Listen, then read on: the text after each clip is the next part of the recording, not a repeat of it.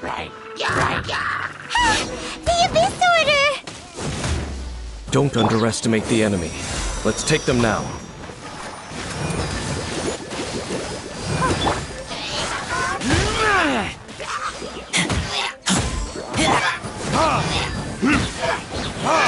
Time for retribution! Let the show begin. Keep that!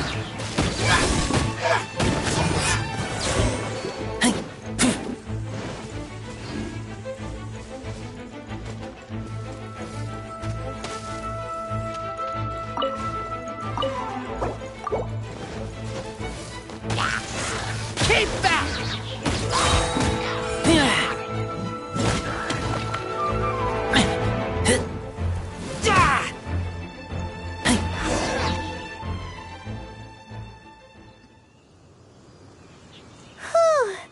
There sure are a lot of enemies around here. The closer we get to the target, the more enemies there are.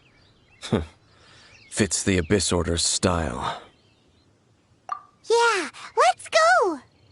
I'm not going any further. Huh? Why not? Is it because you're afraid of fluffy animals? It has nothing to do with wolves. It's because Boreas was an ancient god, yet he willingly became a servant of the Seven.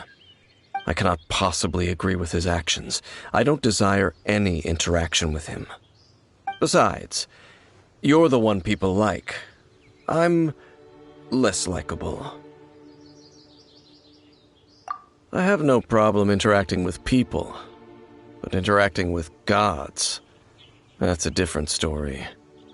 It's just my opinion, but a word of advice. Always be on your guard when around gods. You shouldn't place too much trust in them, but at the same time, don't go too far in the opposite direction. Don't go trying to overthrow them or hunt them down, even if the god in question is your sworn enemy. Don't trust them and don't hunt them. That's some awkward advice. Lest I repeat the failings of my forebears, I will tell you one final fact. Huh? What fact? The destruction of the nation of Canria by the gods is the reason the Abyss Order now seeks to destroy the nations watched over by the Seven. Well, enough chit-chat. We should get back to business.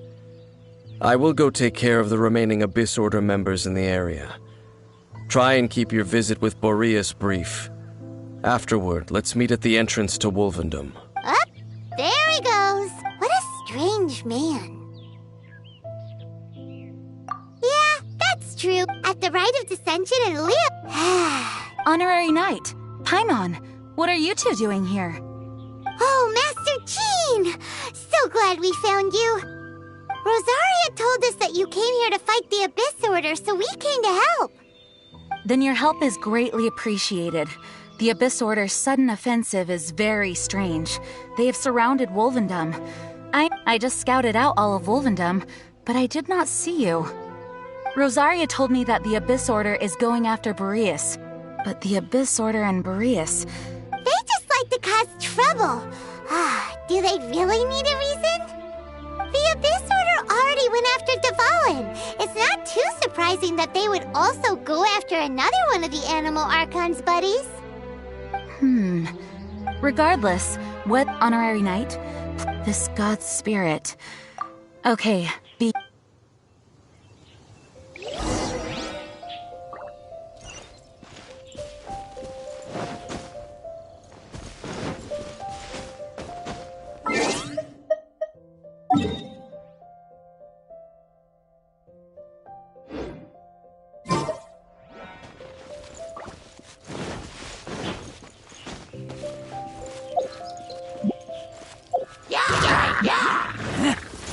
Keep back!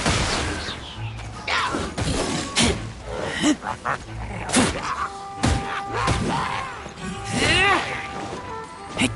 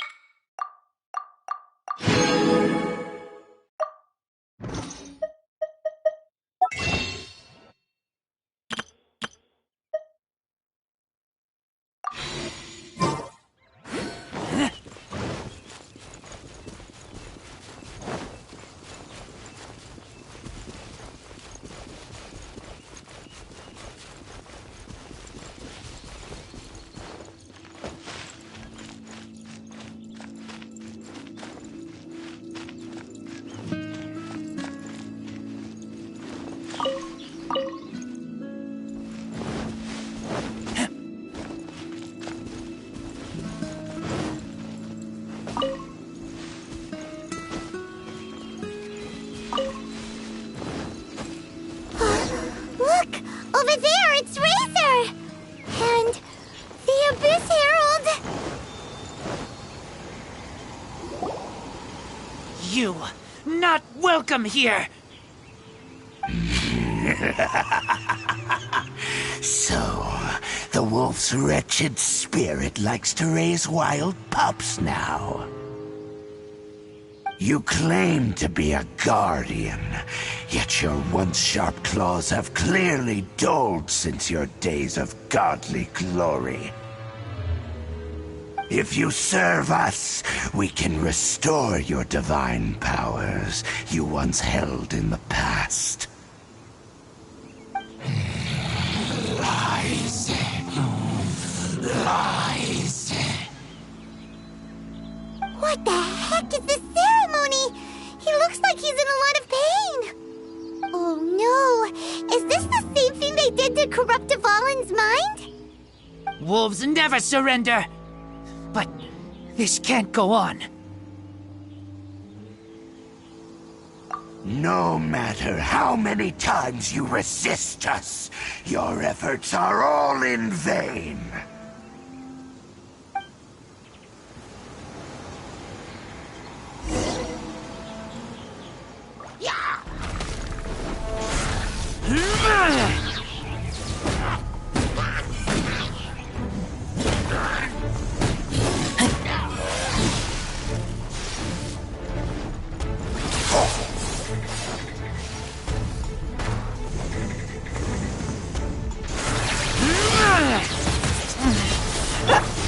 Verdict is...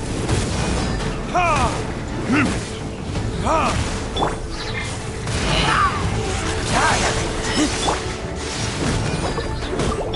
Ready, steady, go! I'll protect us.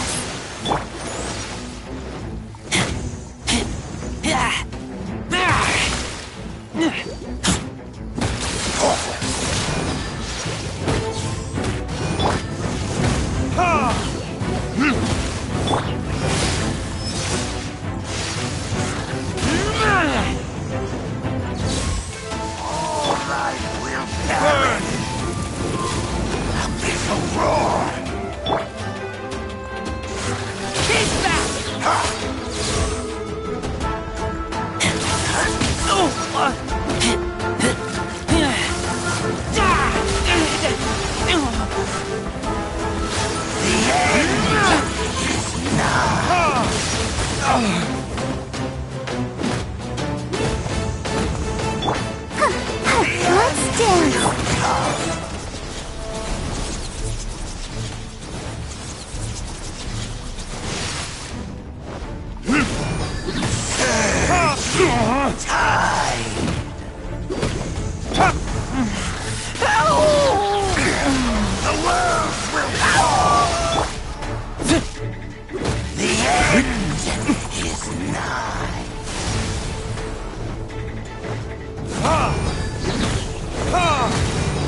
Time for retribution!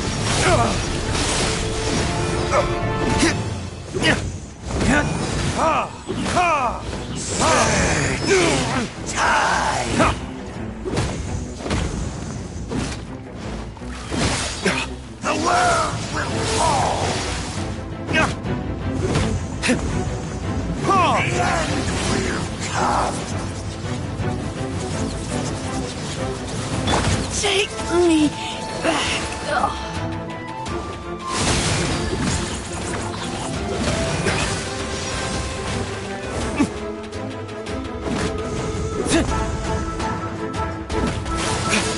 The world will fall.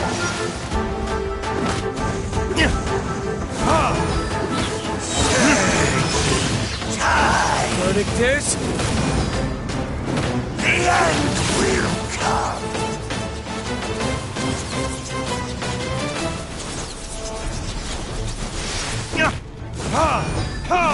The end is nigh.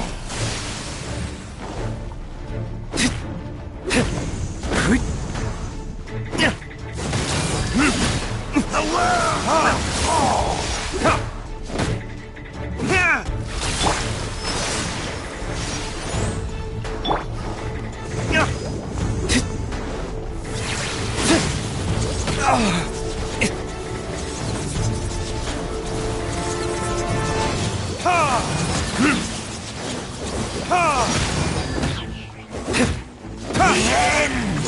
is nigh.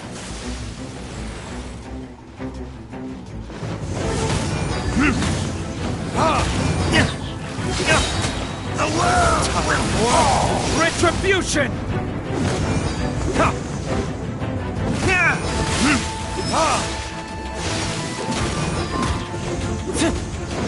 Let the show be. The world will fall! The end will come!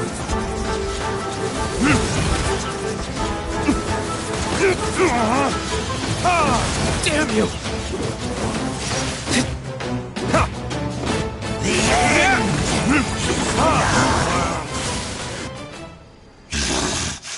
The ceremony was interrupted. How fortunate for you. How does an old spirit have such determined will? No matter. This is but a small unforeseen variable. Our grand scheme will not be affected.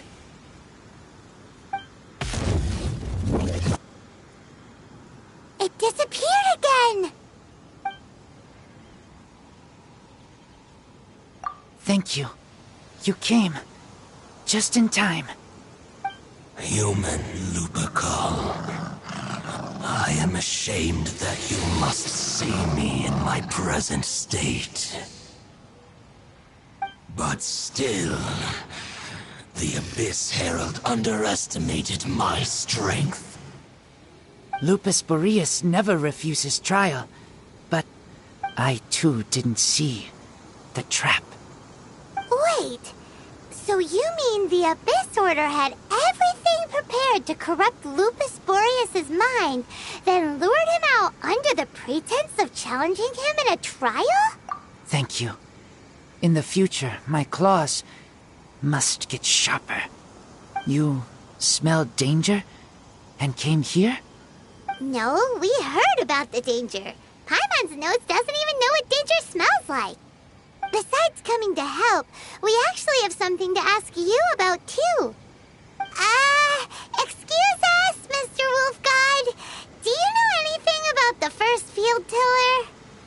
I pay no heed to the contraptions of humans. I know not what this field tiller is. Though there was indeed one human-made machine that I can never forget. It entered into my proving ground by accident, and I mistook it for a challenger. But it could not think, only fight. It was designed as a pure killing machine from top to bottom. I eventually damaged it greatly with one of my attacks. Before it fell to the ground, it fled the proving ground. By the sounds of it, it's possible that could have been the very first field tiller, right? Yes, it could spin, leap high into the air, and even shoot fireballs. Although no match for a god, it was stronger than even many who wield visions. Fireballs? Hey, didn't we hear this somewhere else recently as well? Anyway, this pretty much proves that the first field tiller came to Mondstadt, doesn't it? It sounds like the first one was way stronger than the mass-produced ruin guards that came after. But in this story, it was damaged at the proving ground while fighting the Wolf of the North. Don't know, but did we help? Yes, you were a big help. Thanks. We need to keep investigating something super important. The Abyss Herald may have left, but the Abyss's forces are still attacking. You two be careful. Yes, I smell more danger. Bigger danger. You too, also be careful. Well, That was some good intel. Quick, let's go tell Dane.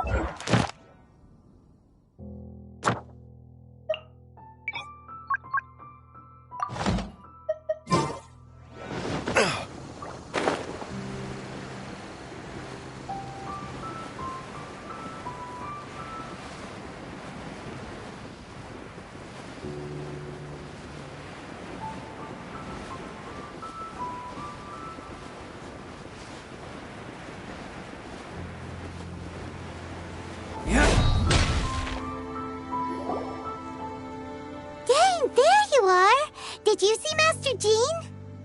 I saw her, but purposely avoided her. As both the Lion Fang Knight and acting Grand Master, she naturally would have some reservations towards me. If I'm not careful, one day I may find myself becoming the object of one of her investigations. But back to the matter at hand.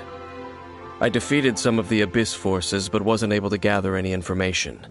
Did you have more success?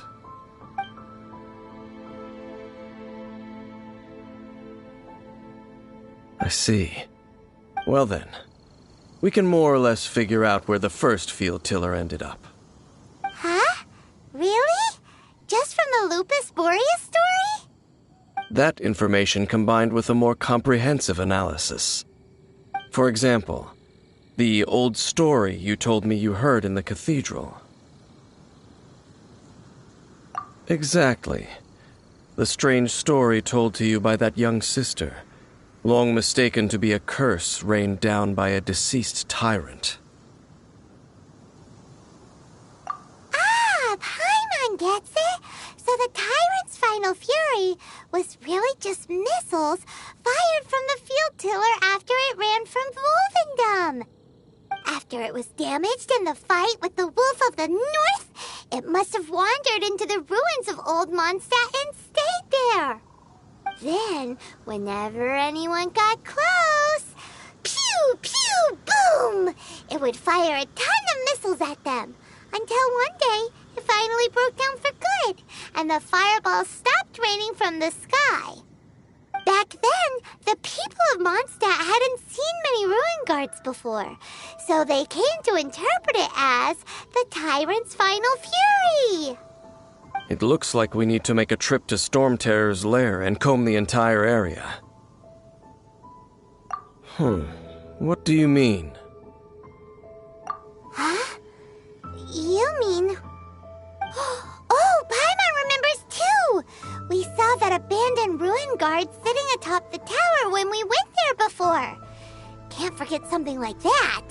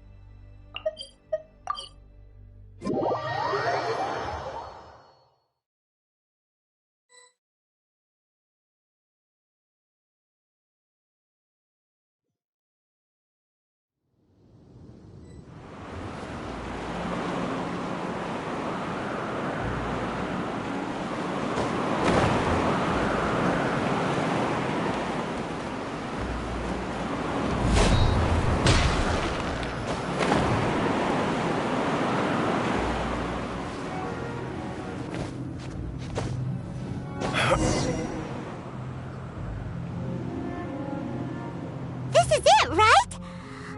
Okay then, use your elemental sight to look for the eye.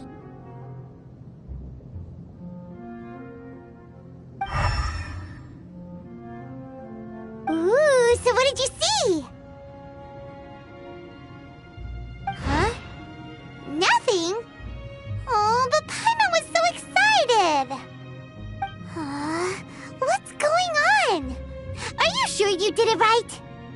This requires another method. Using elemental sight on a field tiller is of no use because it is not powered by the elements. Let me give it a try.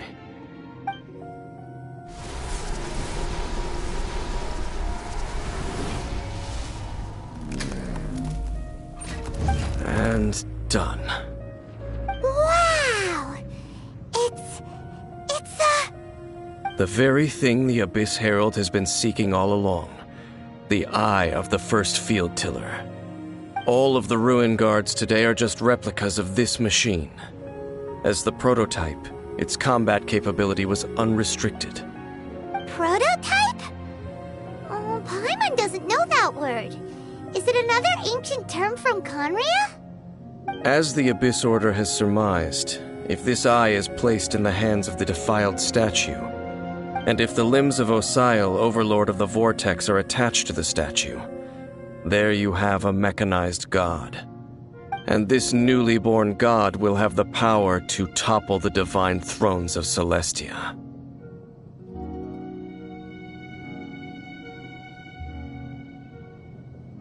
Yes. Then, what should we do with this eye? No. I'll guard it myself. Huh? You? Dane? You won't go and do anything crazy with it, will you? You may doubt me if you wish, but I must ensure it does not fall into the wrong hands. No matter where we may hide it, they will find it. And as for the Church of Favonius, well, you know I don't trust them. Oh, right. But our work isn't done yet. To avoid any further repercussions, we must also take care of that defiled statue. We can't have the church get involved. Let's handle it ourselves. As for what I mean by take care of it, naturally I mean to completely destroy it. Destroy it? That's a statue of the Seven! As well as being a really important cultural relic, they're actually divine too! Well, good thing we didn't tell Barbara earlier. Otherwise she'd be going completely bonkers right now! Do the Seven really expect me to help them look after what belongs to them? Let's go back to those ruins and destroy the inverted statue. If we are lucky, we will also run into that Abyss Herald. I'll make sure it doesn't get away this time.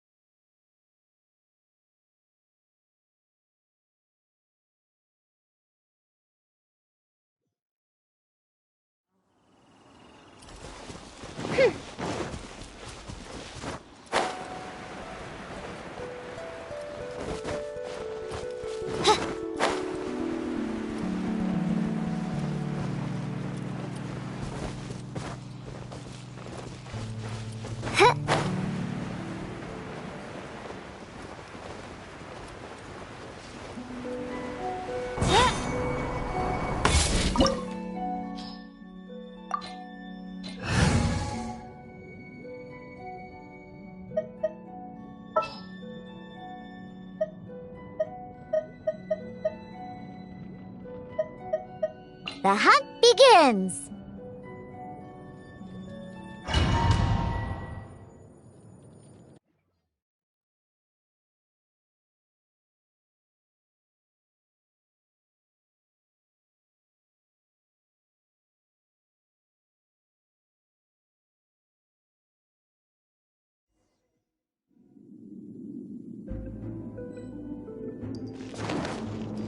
So after all that running around, we end up right back here again.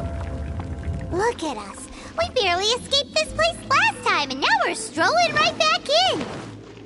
Gee, surely we must be some of the bravest adventurers in all of Teyvat. That or the stupidest. To get to that creepy statue, we just need to follow the path we used to escape last time. That should take us right to it. Yep, that'll work. Let's go, and remember to be on your guard.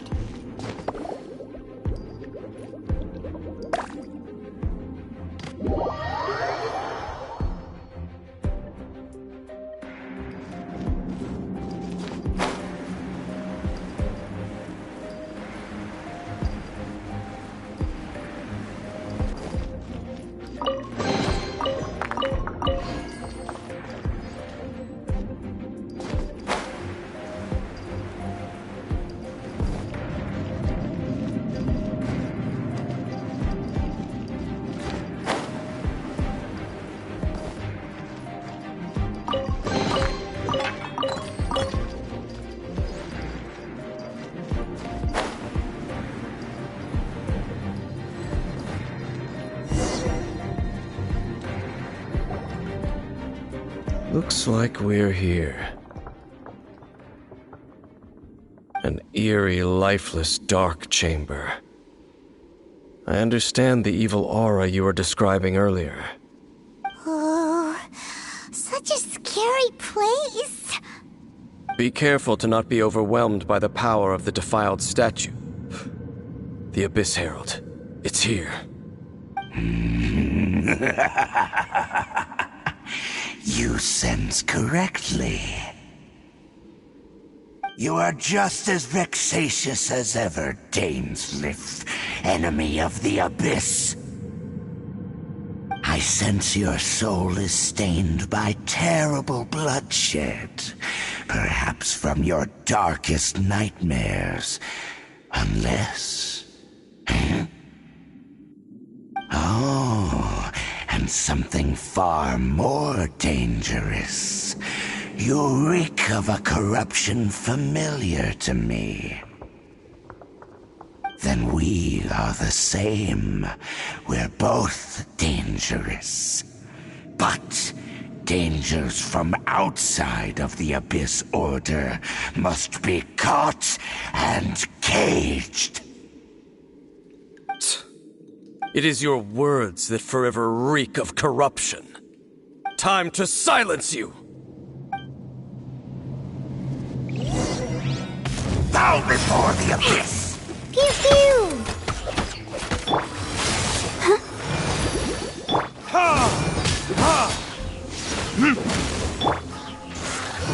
Abyssal roar! It's not over yet! Annihilate!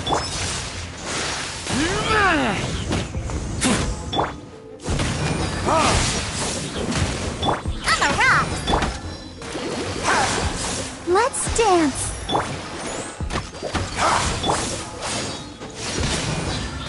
Yeah!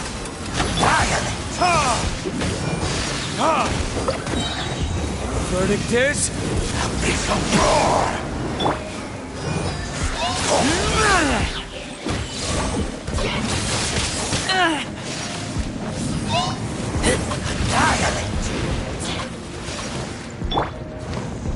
Pew pew!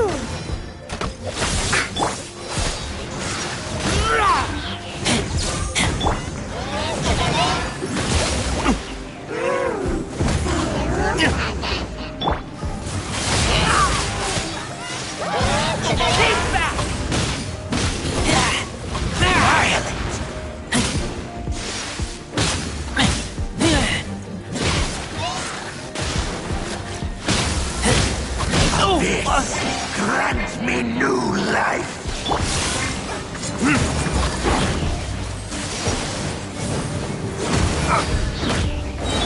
Let the show begin. The end will come!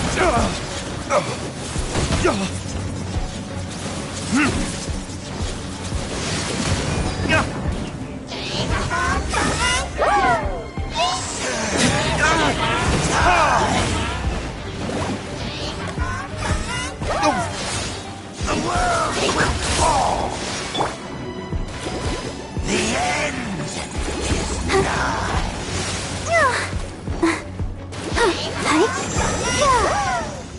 The end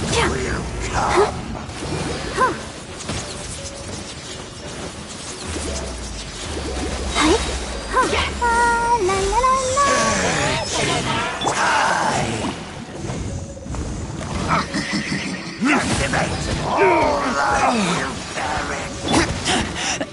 I taste blood. Keep back!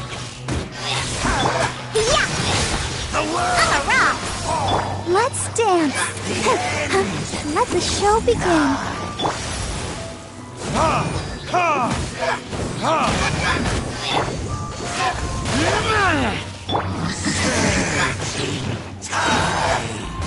Verdict is...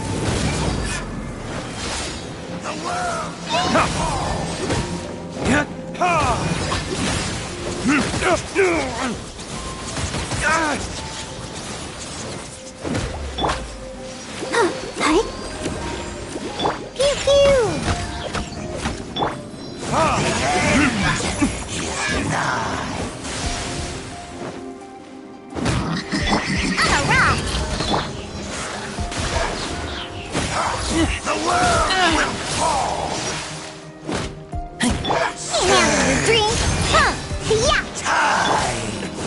Is that all you've got? Burn!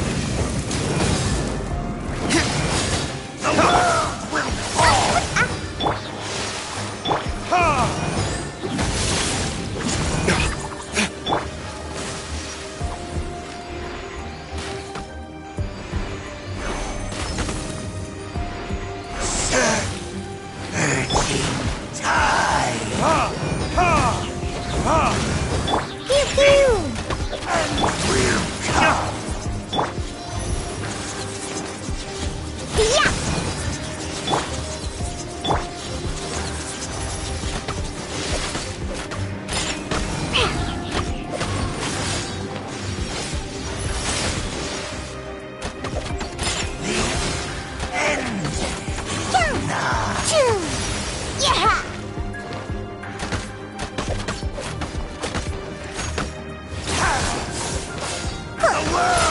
Let's go.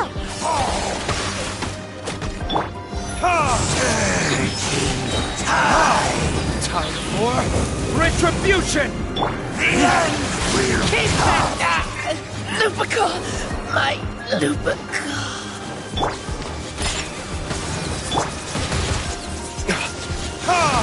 The abyss shall rise.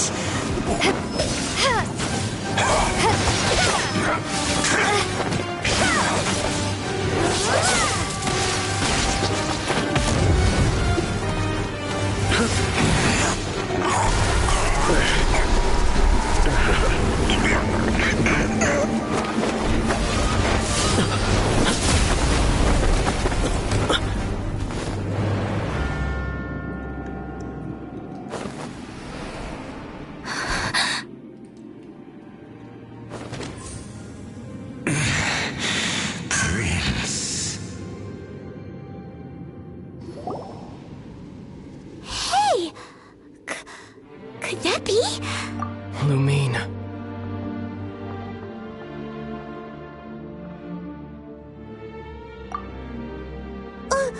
Wait! He just blocked an attack against the Abyss Herald. Your brother and the Abyss?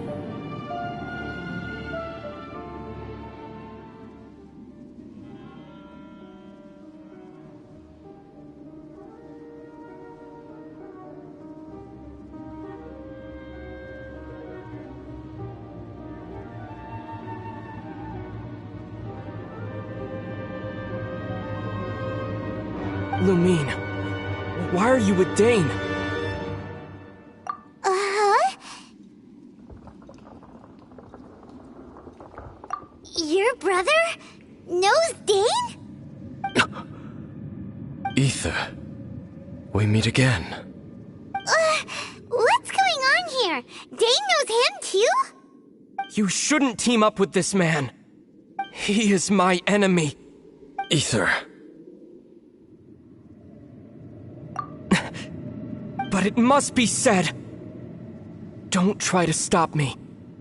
Don't try to stop the Abyss. That man Dainsleif was the Twilight Sword, one of the royal guards of the final dynasty of Conria. 500 years ago, he failed to prevent the destruction of Conria. A curse of immortality was laid upon him, to forever wander the wilderness, while he watched the people he was supposed to protect turn into the monsters of the abyss. You're saying Dane is from Conria? The same Conria that was destroyed 500 years ago? And you said the people turned into monsters? You're trying to tell Paimon that the Abyss Order is not only related to Conria, but is actually the people of Conria themselves? And the whole thing about Dane being your enemy... Paimon's so confused. Yes, of course.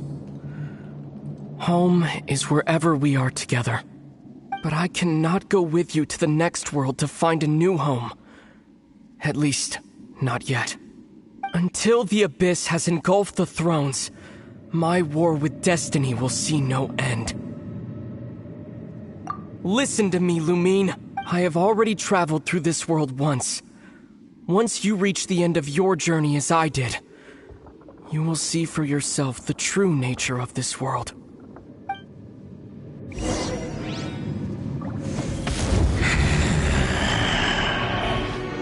So we'll meet again. Though we need not rush, sister. I have more than enough time to wait for you.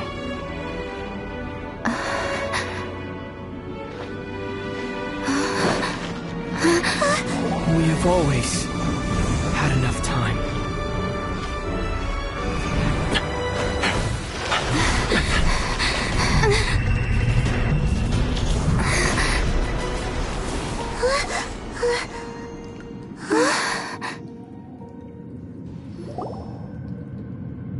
They left. Oh, don't be too sad. We'll find them again. Look on the bright side. At least we got some really useful information. Really? You sure? At least now, as well as the Seven, Dane is also a key part of finding your sibling too, right? That's right!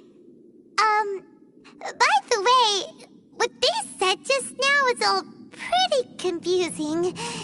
Did you Oh!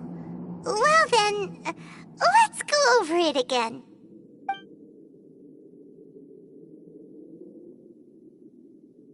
First off, that Abyss Herald called your brother Prince. It seems like your brother is leading the Abyss Order. Even the Abyss Herald answers to him.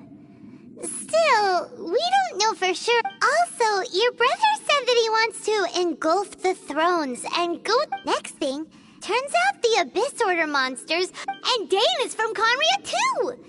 So that's why your brother said that Dane is his enemy, right? But if the monsters of the Abyss are this... Also, how come after all this time we've spent searching for your brother, it turns out he's on the side of the Abyss? What's up with that?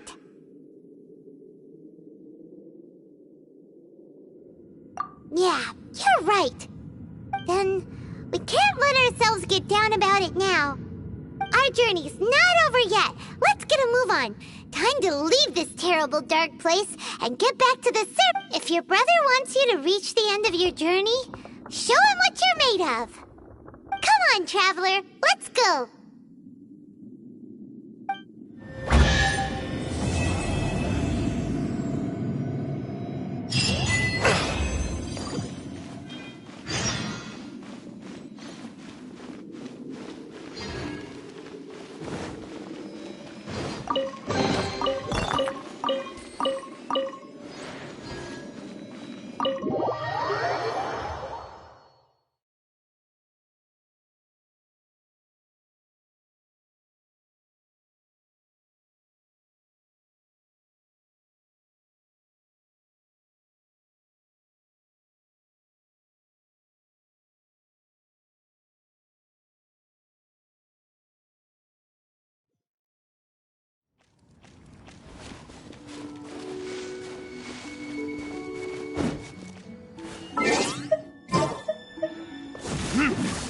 Are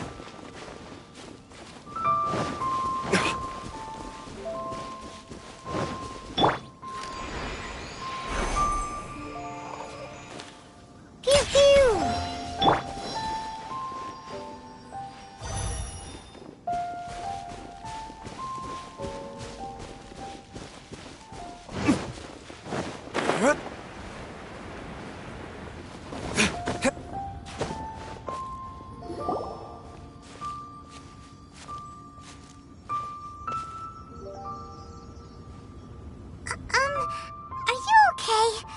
Paimon never imagined your brother would have sided with the Abyss. Well, keep your chin up.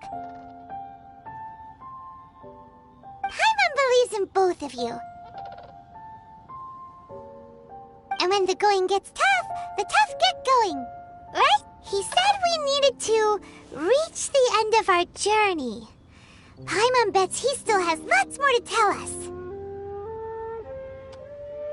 And we won't find out what this journey is or... Aw, don't mention it, partner. Travel buddies are supposed to look out for one another. Although, where should we go next? If we want to continue with... Oh, you mean the god that took your brother away in the first place? You're right. After all, everything that followed, all this confusion, it all started with her. Yeah, Paimon bets she's the key to understanding this whole mystery. Well, we've ruled out 2 gods so far, the Animo and Geo-Archons. So, Paimon doesn't think we can simply walk into Inazuma. Zhongli said it was a closed nation. We'll have to find some other way in. Why don't we ask someone from Inazuma how to gain entrance? Oh, Paimon thought of someone already! Atsuko in Liyue Harbor! She's from Inazuma! Let's see what she has to say!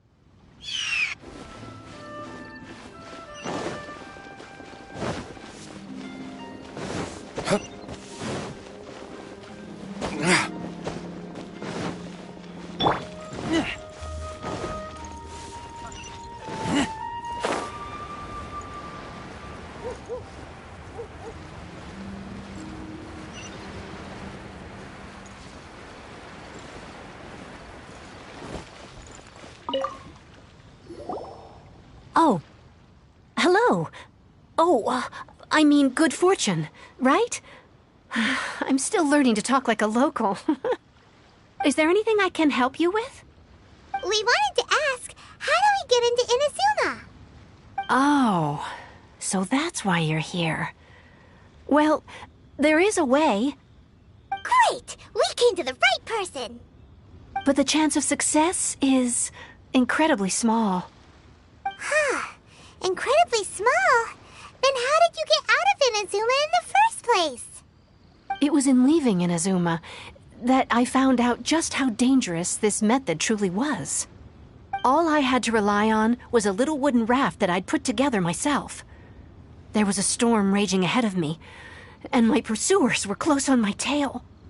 After I'd escaped their clutches, I floated on the open ocean for I don't know how many days. My rations and freshwater supply soon ran out, and I remember getting to the point where I was sure I'd reached the end. Then, I blacked out. But, to my surprise, my journey didn't end there. Or to put it another way, a new beginning found me. That's right. I escaped by the skin of my teeth. The fact that I'm even alive to tell the tale must be a sign that the gods were watching over me. What a horrible journey! And you set off knowing how dangerous it was? Why? Well, because everything is just too restrictive over there. The atmosphere is so stifling. The Kanjo Commission subjects everyone leaving or entering the nation to a protracted approval process, and I felt like I didn't belong there. Kanjo Commission? What's that? Along with the other two commissions, they oversee everything in Inazuma. We usually collectively refer to them as the Tri-Commission. I suppose they're equivalent to the 8 trades under the Liyue Chising. One of the obligations of the Kanjo Commission is to conduct rigorous identity checks on all individuals leaving or entering Inazuma. All non-nationals are processed centrally on Rito upon arrival. Meanwhile, the Tenryo Commission is responsible for implementing the recently promulgated Vision Hunt Decree.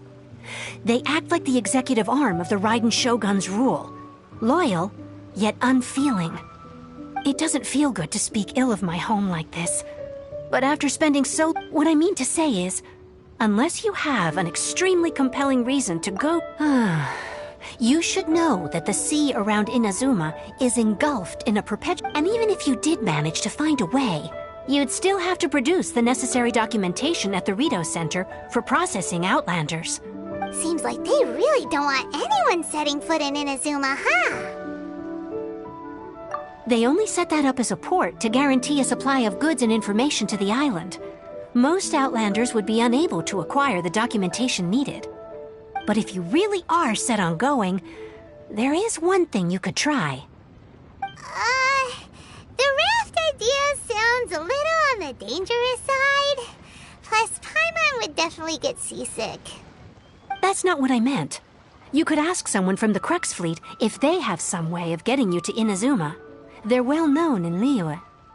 Voyaging far and wide has made them a well-traveled group with a wide range of experiences. They may just know how to break through the storm. But it's an armed fleet, right? Why would they agree to a request like this? That part is up to you.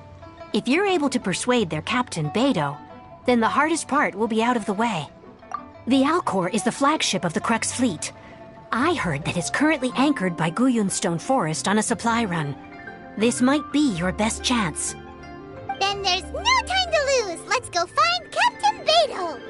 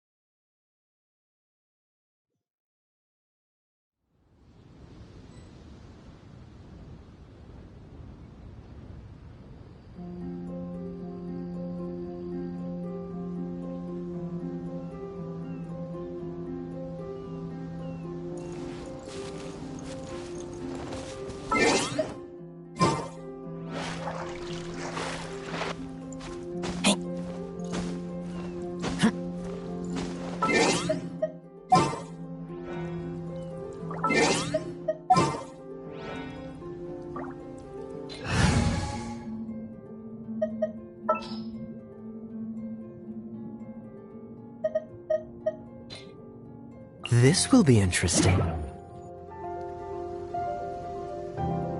I'm hungry. Let's hunt.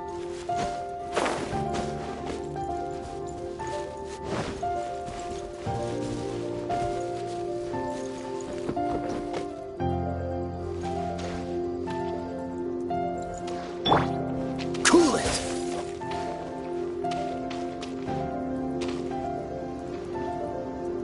Dodge this!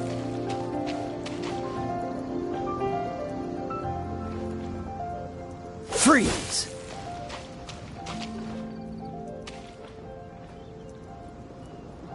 Dodge this!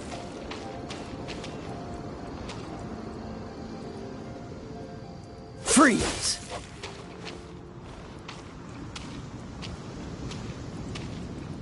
Cool it!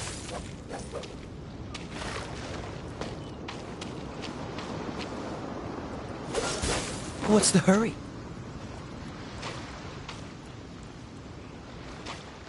Dodge this!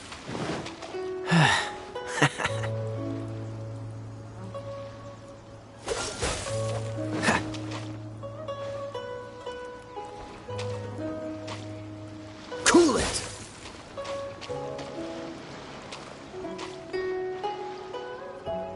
Dodge this!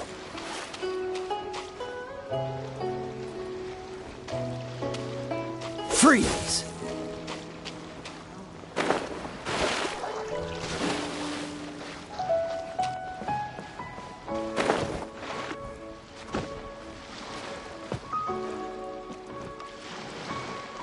Ahoy there, ladies! Time to set sail!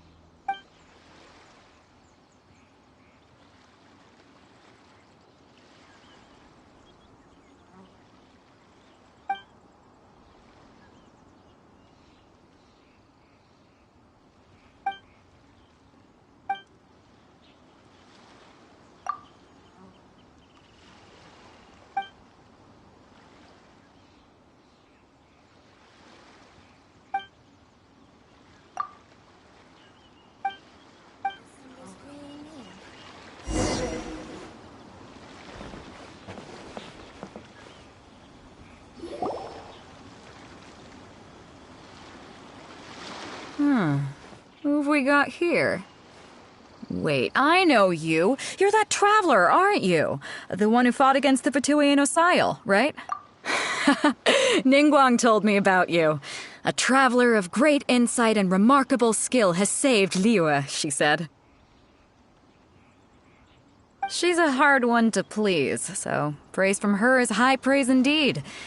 I remember thinking at the time that it'd be good to meet you in person. Judging by the clothes on your back and this floating thing, I guess that time has come. Hey! The name's not Floating Thing, it's Paimon! Paimon? What a fascinating being. You two give off not only the essence of wind and earth, but also of... yes, the stars. Huh? The fragrance of what now? That's the weirdest compliment Paimon's ever heard. Pay it no heed. I mean only to say I am certain that it is by fate, not chance alone, that we should meet. And that gives our encounter meaning. I prefer other means of entertainment. This young man is Kaidahara Kazuha, a temporary addition to my crew for reasons I won't bore you with. Occasionally he opens his mouth and flowers come out instead of words. With this fine ship and the soft sea breeze, would it not be romantically irresponsible of me not to acknowledge it with a line or two of poetry? No, I can't argue with that. Okay then. Once the clash is underway, I'll give you a chance to perform. Only if the mood takes me, of course. Poetry for poetry's sake tends to lack meaning. Hey, you don't want to pass this opportunity up too easily, especially seeing as our great hero here might be in attendance. Oh, wait a minute. What's the clash? Also, just to clarify, by great hero, do you mean... Huh? I thought you might be here to sign up. You're telling me you've never even heard of it? The Crux Clash is a martial arts tournament that I hold. They're too important. So, you've got 2. You can't take part if you've got a vision. Otherwise, things get a little... You must be feeling confident, but you might want to watch out.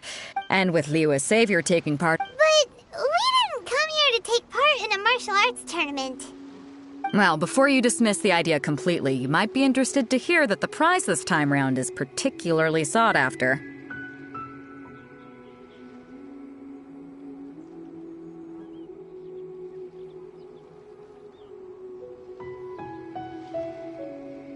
Get this. It's a masterless vision. Supplied by myself, as a matter of fact. If the tournament champion can reawaken that vision, it belongs to them. Is there really such thing as a masterless vision? When a vision bearer dies, the light in their vision will fade away.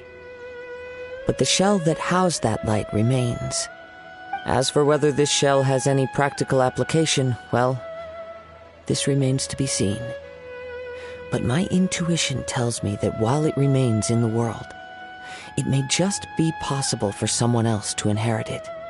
Yep. And the way I see it, a vision is a badge of recognition from the gods. So if anyone's able to rekindle it, it's gotta be an individual of exceptional strength and talent. Organizing the clash is my way of uncovering hidden talents. And hopefully this time, getting a vision to glow again. So if you don't have a vision, this is the perfect opportunity to get your hands on one of your very own. Yeah, we're interested in getting to Inazuma, not fighting in some tournament. Inazuma? You want to go there? Well, why didn't you say so? Inazuma? No sweat. In that case, if you win the tournament, I'll give you a choice. Masterless Vision, or a ticket to Inazuma aboard the Alcor. Up to you. You just want her to take part in your tournament! What's wrong with that? The more talent we have, the better the tournament will be. I couldn't let a competitor like you fall through the net. What are we gonna do? Looks like we... Great. Then let's get you signed up. Head to the tournament arena in Guyun Stone Forest. Kazuha and I will be over soon. It seems like it will only be a matter of time. The symbols really mean.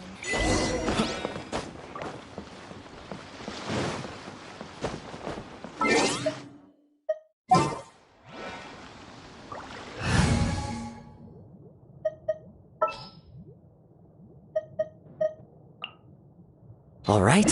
What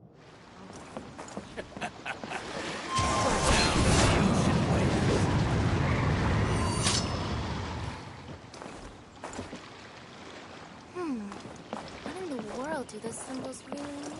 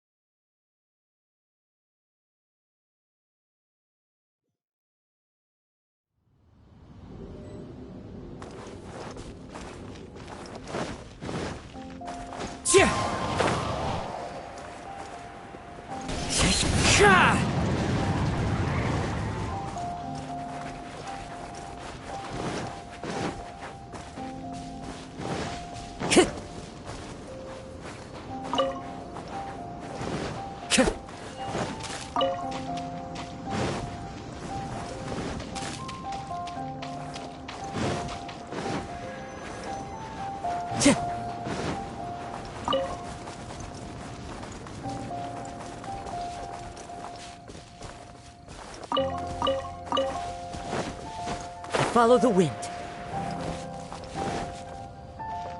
Before we sign up, let's see who the other competitors are.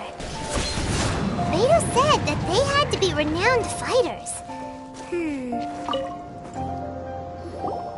Hello? Are you here to compete in the Crux Clash? You bet I am. Have you put your names down yet? Well, I'd have a look at the entrance criteria if I were you.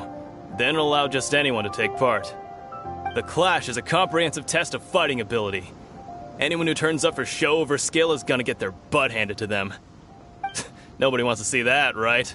Yeah, we heard a rule about that. So, Paimon's wondering, are you a renowned fighter? Me? Only a former runner-up in the Chihu Rock Freestyle Combat Summit. Oh yeah. Also... What? You... Nonsense. Have you been living under a rock? It's been going on for years. There were plenty of competitors when I took part. Not to mention, I've helped the Millilith catch treasure hoarders before. There were 2 of them trying to escape. I soon sorted them out. They tried to sneak past me under the cover of darkness. They didn't know what hit them. I planted a left hook on the skinnier one's face and sent him flying. Then, the big guy pulled out a knife. I stood my ground, of course. A roundhouse kick sent the blade hurtling into a beam above us.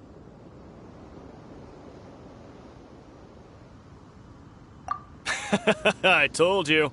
Unarmed, outnumbered 2-1, but I still got the upper hand.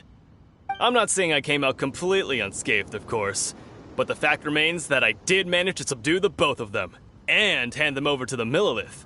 I received quite the commendation. Oh yeah. Uh-huh. But for us, even 4 or 5 treasure hoarders at a time is all in a day's work.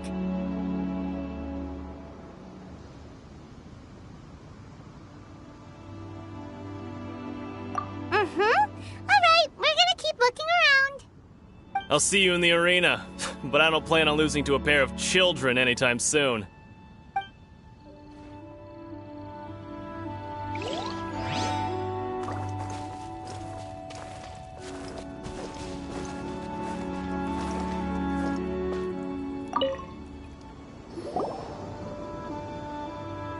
Hi there, are you here for the Crux Clash too? That's right. Nothing beats real-life combat for honing your skills. That's what our master taught us. But this tournament is more than just a chance to put training into practice. It's also a chance for us to obtain the masterless vision. Exactly. With a vision, we'd quickly become our master's top students. This master of yours must be pretty incredible, huh? Are they someone famous? Famous? He's the founder of the Lingshan clan, and his skills are unparalleled. Liang and I are both proud disciples of... You probably wouldn't have heard of it. It was founded quite recently. He's got to be a grand master to the Lingshan... It's a type of breathing exercise where you... For example... One time, he sent a challenger flying into the air. It sure is, but it's extremely difficult to cultivate this ability. We've been training for ages and we're still getting to grips with the very basics. There's no way we could use it proficiently yet. We're clearly not that naturally gifted, or we would have at least gotten the gist by now. If we don't start making progress soon, we'll probably run out of money to pay the tuition fees and still have nothing to show for all our training. There's a tuition fee? Of course! This is a Grand Master we're talking about here. He doesn't have time to waste. If you want face-to-face training, you've got to show you're sincere about it. But here we are, having trained under him directly recently, though. So, if we can get our hands on a vision too, maybe we can finally make our... Well, we have to try something new. Otherwise, we're stuck in the same situation. Exactly. It can't hurt to try. And if it turns out it does work, the Lingshan clan will go down in history. Folks will come from far and wide. Heck, we could even... See you in the arena!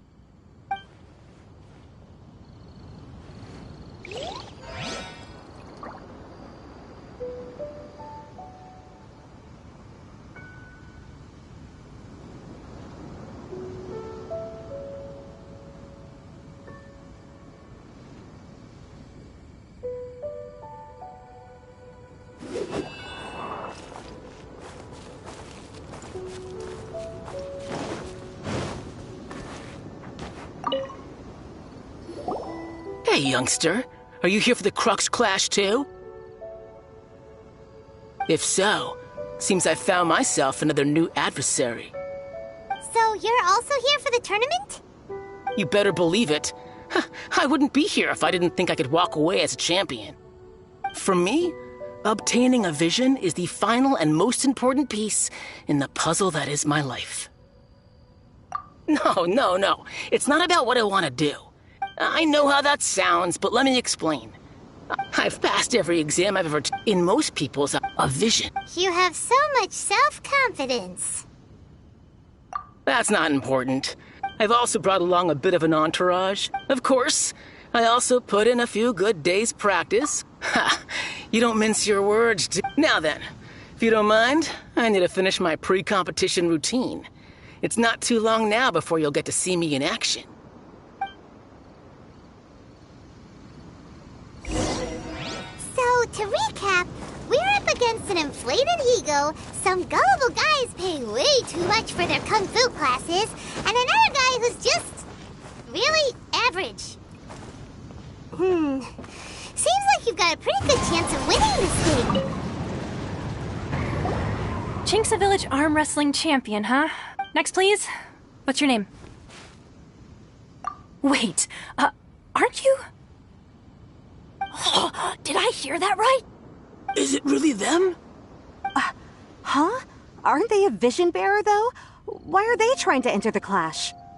I have to ask, aren't you the traveler that helped Liyue fight off that ancient god?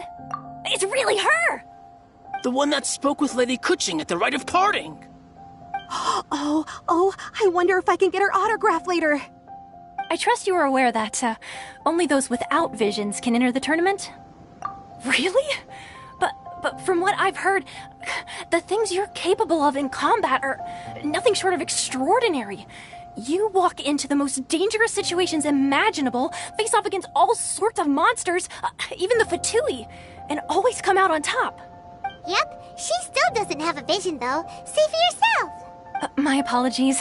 I didn't mean to be rude. I'm sure a great hero like yourself would have no reason to lie. Now, could I ask you to provide a few claims to fame? It's just a formality for you, of course, but I have to make a record of competitors' achievements as part of the sign-up process. So far, I've got defeated the ancient god Osile, so that's one. Yeah, and also a dragon, too! Put down Battle with Storm Terror. Whoa. Might as well declare her the champion already. I wonder if it's too late to withdraw. Okay, that's plenty. Actually, this is the most dazzling track record I've ever seen. By a long shot. Right, your registration is complete. Now, a brief word about the prize. A great hero such as yourself can surely only be here for one thing. To win the tournament and claim the grand prize, namely, a vision. Oh, we're not here for that. We're here because Captain Beidou promised to take us to Inazuma if we win the tournament. There's another prize, too? Oh, first I've heard of it. Beidou must have upped the stakes this time to attract top talent. But why would anyone want to go somewhere as dangerous as Inazuma? I see. So, I take it you discussed your terms with Beidou and it... Well, nobody expected you to sign up to a tournament like this. I can hardly believe it myself, to be honest. Anyway, the qualifying rounds are about to begin. Hey, so... Paimon's thinking about that whole no vision bearers rule in this tournament. Even though you don't have a vision, most people... So Paimon thinks you probably shouldn't use your elemental abilities during the tournament. In any case, looking at the competition, it should still be pretty easy for you to win, even without using any elements, right?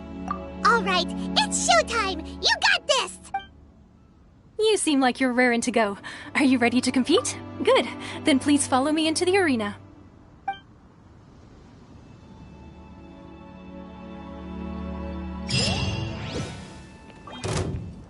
Our next competitor is seen by many as the favorite to win this tournament. Her first bout begins now! You? You're the hero they're talking about? How am I supposed to win now?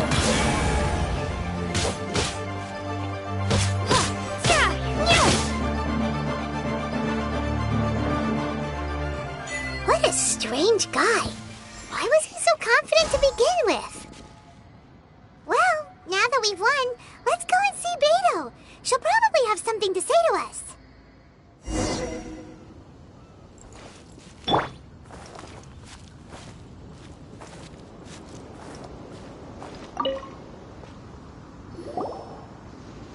I knew I wouldn't regret introducing you as the favorite. So, what do you think, Kazuha? She totally dominated that guy and did it with style, too. Impressive. But I also observed our favorite exercise some restraint, as if to protect the opponent from serious harm. Well, I fought my fair share of battles, both big and small. And I say, after the show she put on just now, she's more than convinced me of her ability. So come on, we all know you've got a wide vocabulary in there. Can't you spare a word or two to congratulate our up-and-coming champion? All right. Let me think how to aptly phrase these words of praise. You fought well. All right then.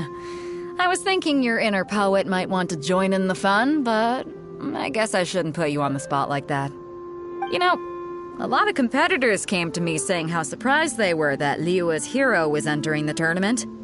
And since you signed up, we've had many others do the same, with more than a few top-tier fighters among them. I'm sure lots of them are here to find out how they stack up against you. For one thing, so, I'm putting you straight through to the semifinal. Huh? But we only just started the qualifiers.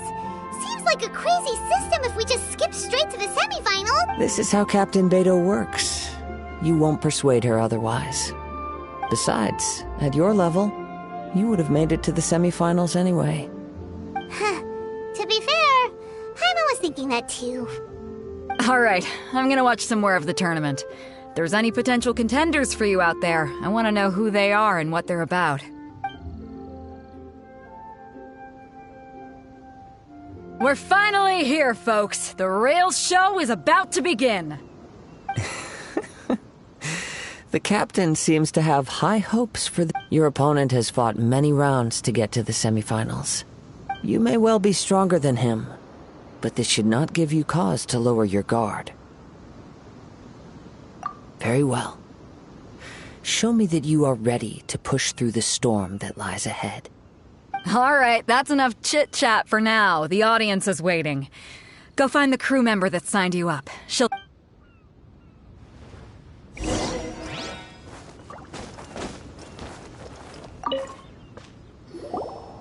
Your opponent in the semifinals is new to the Crux Clash, but he has quickly become the dark horse of the tournament. I do not doubt your abilities, but I would suggest that you make sure you are fully prepared before you begin. Relax. My girl's at the top of her game. She ain't gonna lose. Okay, follow me. What you got? At last, the moment we've all been waiting for. The semifinals have begun. Who's it gonna be this time? The hero or the dark horse? I don't care about the prize. You're a strong opponent. That's what I'm here for.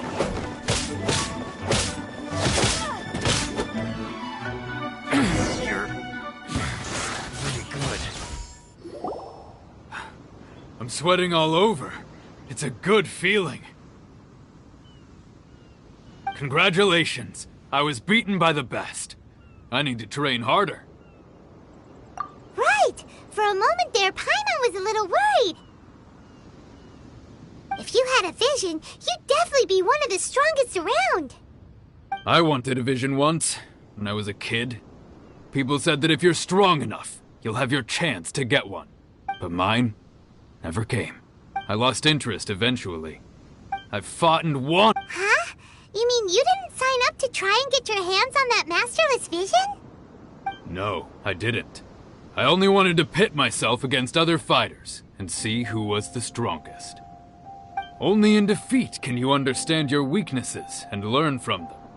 So I'm pleased with today's outcome. I don't often have the pleasure of experiencing defeat. Wow! Now that's true strength talking. If you have the chance in the future, please come and spar with me again. I will be stronger next time.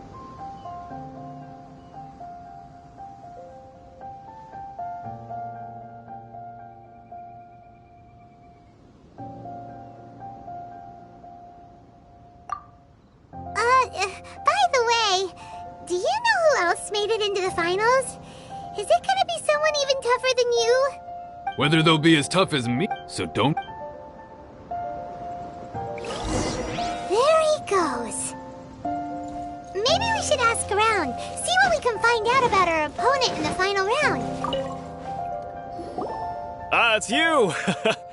I watched your match. What a stunning performance. I myself was eliminated in the third round. Shame. If only I could have advanced one more round.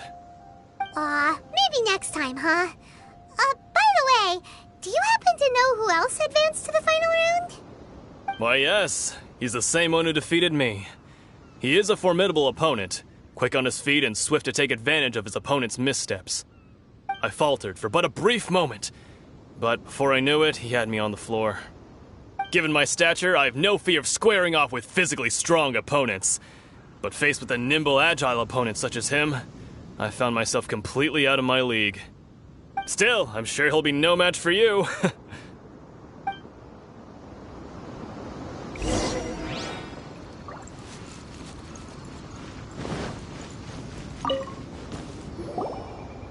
there! Well, where did the other guy go? He tried to use force dispersal to deflect a punch, but instead he took it straight to the nose. There was blood all over the place. His opponent was pretty freaked out by it. He kept asking him, "Why didn't you dodge?" But he was pretty much out cold by that point and couldn't reply. "Why don't you dodge?" they ask. Because to not dodge is the very essence of Lingshan clan. Don't even get me started. I spent all my energy to the boat to take him back to the harbor. But by the time I got back, my scheduled match time had already passed and I had to forfeit. I don't dare tell my master about this. Sorry, I shouldn't be Oh, alright then. Thanks, I'll do... We still haven't got any useful information yet. Maybe we can go talk to Bingo.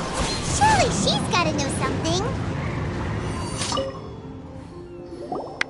You gave an outstanding performance. Truly commendable.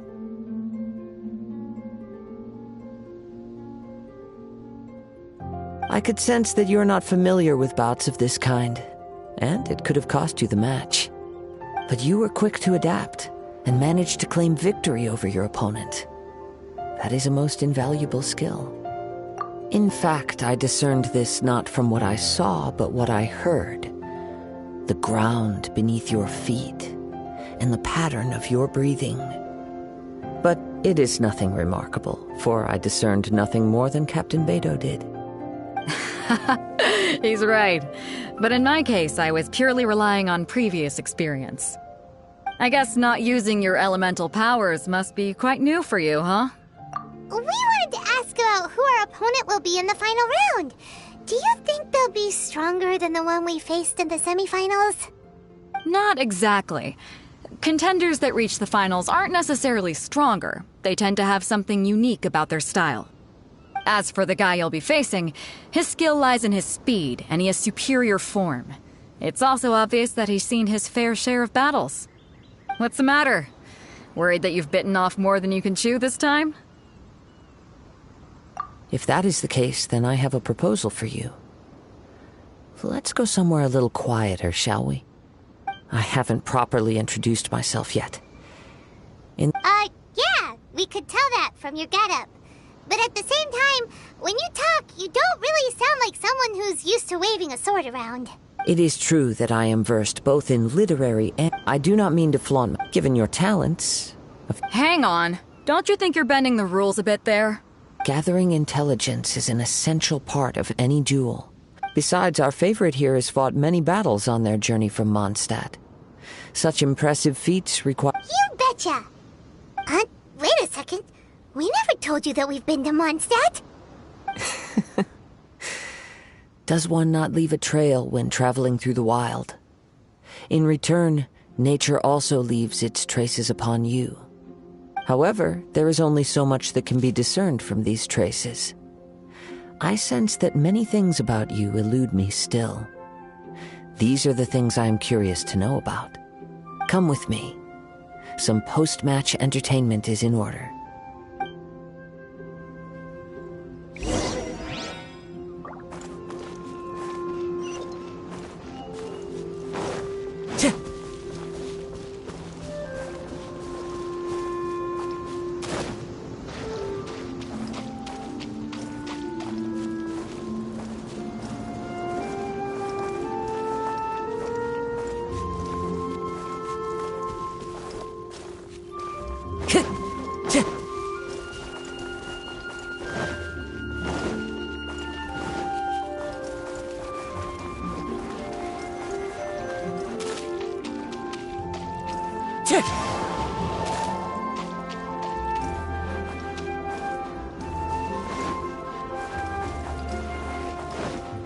Wind strategy!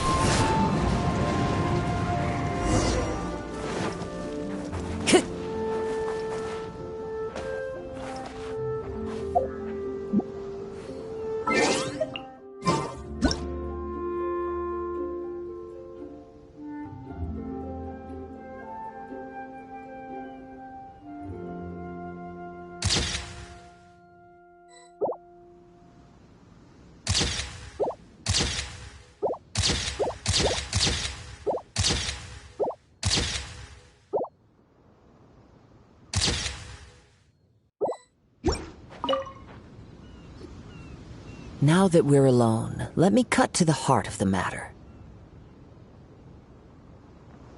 You are skilled in manipulating the elements, and not just a single. Paimon knew that you were hinting at something from the moment we met.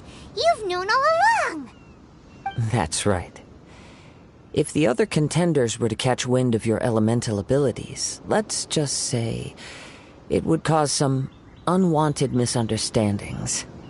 If I'm not mistaken, you share these considerations, given your reluctance to use elemental skills even in the heat of a match.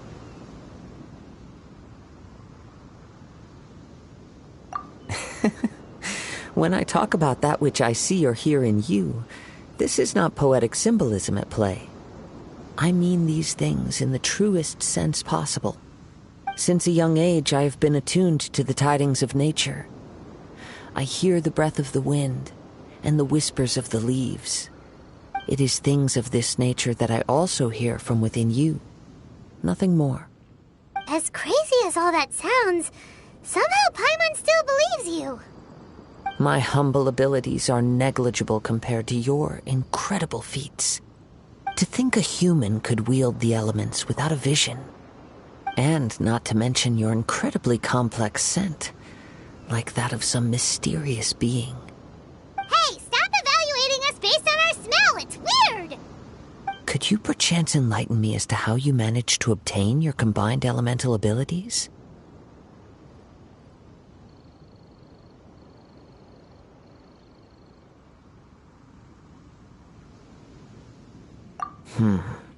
Extraordinary. So then, might I be so bold as to inquire how exactly it is that you learned to channel elemental energy and even wield it in combat?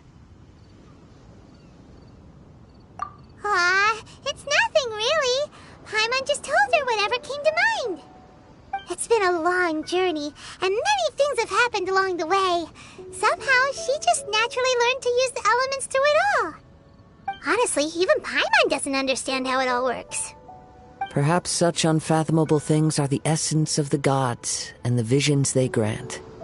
However, I still wish to have the honor of seeing how you wield the elements. Perhaps it may yet reveal something to me. Of course, I too shall share with you all that I've learned. That will make it a fair exchange. Now then, let's test your skills, shall we?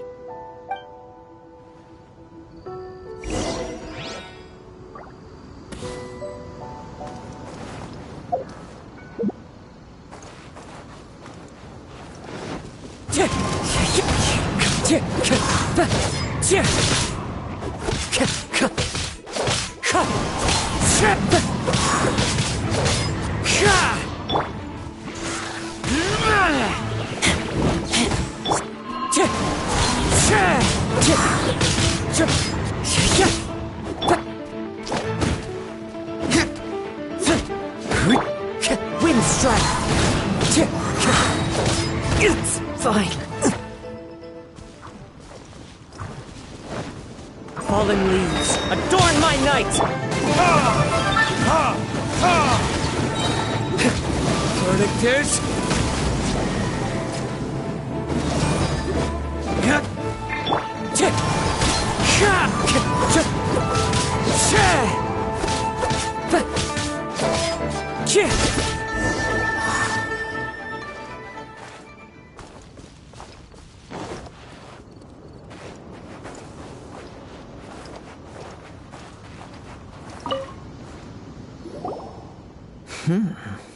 Your skills in battle are truly beyond reproach.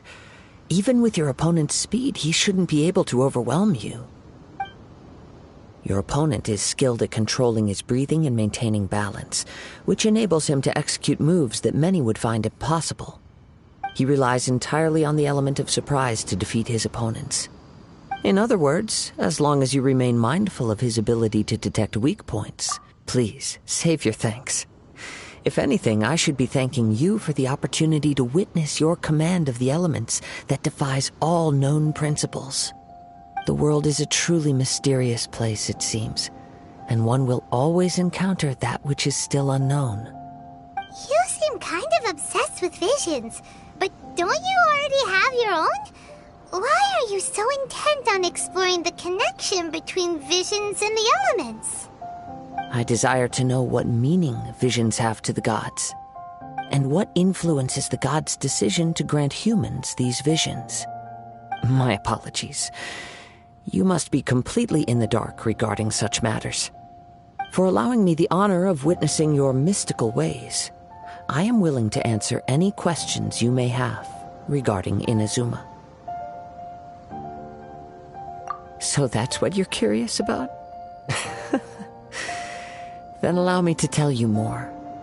As you well know, a vision hunt decree is currently underway in Inazuma. Visions are a gift bestowed by the divine. People that have accepted this gift are now having their visions confiscated inexplicably, sometimes in circumstances that leave their original recipients dead. In the outset, supposing each of the 7 archons had their criteria for granting visions to living beings, then does the current Electro-Archon now doubt these criteria, or even the act in and of itself? Not to mention, with no new electrovisions having been granted for such a long time, it would seem that we can infer something of the Raiden Shogun's feelings on the matter. She sounds less like an Archon and more like a tyrant. As far as I know, she is an Archon that pursues eternity. She will relentlessly carry out her will with no regard to what others may think or feel. Liyue's contracts are meant to benefit all who reside within Liyue. But what does Inazuma's pursuit of eternity bring to its people? It goes without saying that the people locked within Inazuma do not fare well these days. Sounds a lot like something the god you encountered in the beginning would do. Oh? Have you encountered the Electro-Archon before? With time, we will change, but the Shogun will remain the same. If you wish to find her, she will forever be there. There will come a day when I too shall wish to understand the answers to eternity from her. Ah, the time for your match is approaching. Oh, right! We got so distracted talking about Inazuma that Paimon forgot all about the tournament! If you have no other matters to attend to, then we can return together. Very well, let's go. I wish to see who will obtain the vision.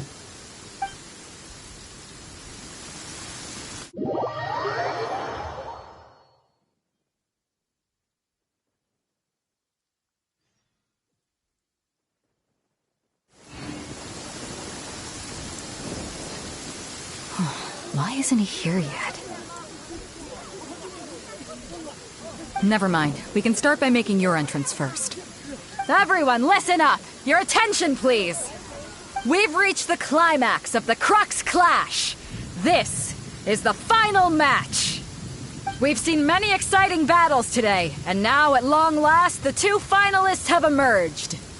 Now, I'd like to introduce our first combatant. Though few have seen her, her reputation knows no bounds. She strikes fear into the heart of Osile, and the mere mention of her name causes even Fatui Harbingers to turn pale in the face. Introducing Liyue's traveling hero! Wow! I've been waiting for this moment. I'm sure everyone witnessed her thrilling match in the semifinals. But today's final round will surely take things up a notch. As for our other combatant, he still hasn't arrived. Oh, come on, what could be taking him so long? You can't just forfeit for not showing up like in previous rounds. This is the finals. Apologies! Everyone just sit tight! They've got no other choice. If he doesn't show up, we'll just have to postpone the match. Wait a moment. Something doesn't seem right about this. Captain Beto, perhaps we should check on the prize. Traveler, come with us.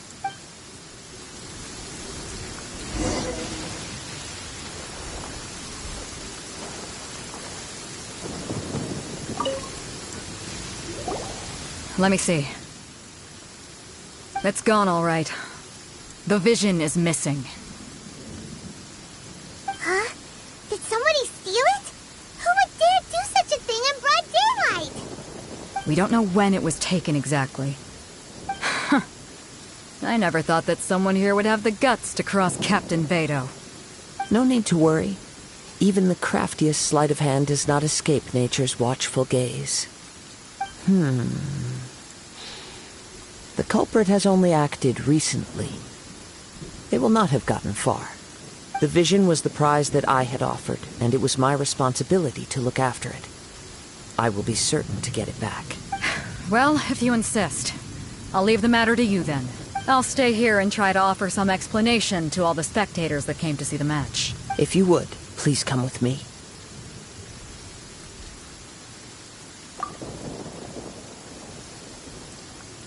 Come with me. I can sense the winds are coming.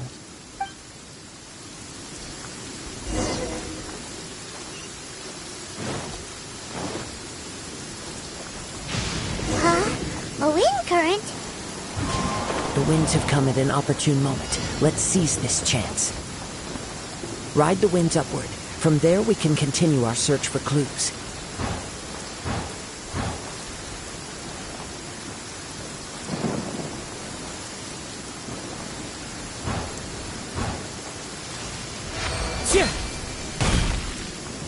By the way, what made you suddenly think of checking the prize in the first place?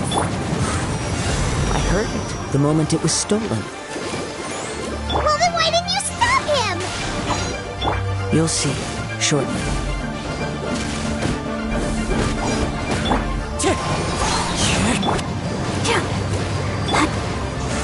Keep back!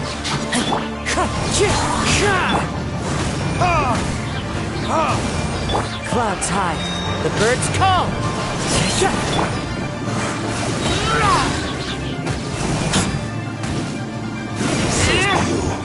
Can't run from death.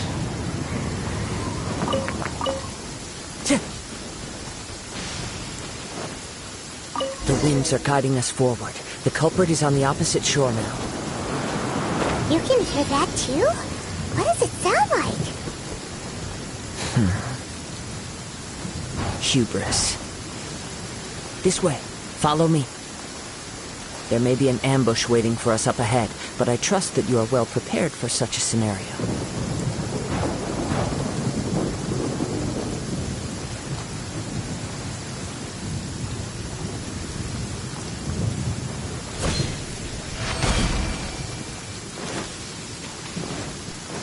Hoarders, they're here! Get them! Treasure hoarders, just as I expected. In which case, please stand back.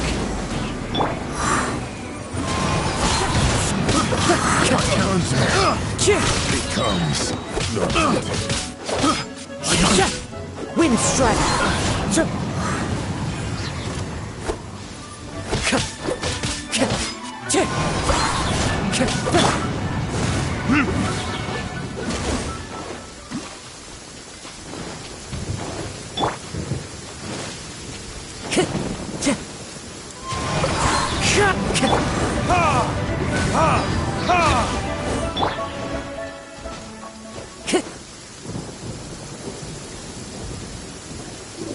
You caught up with me?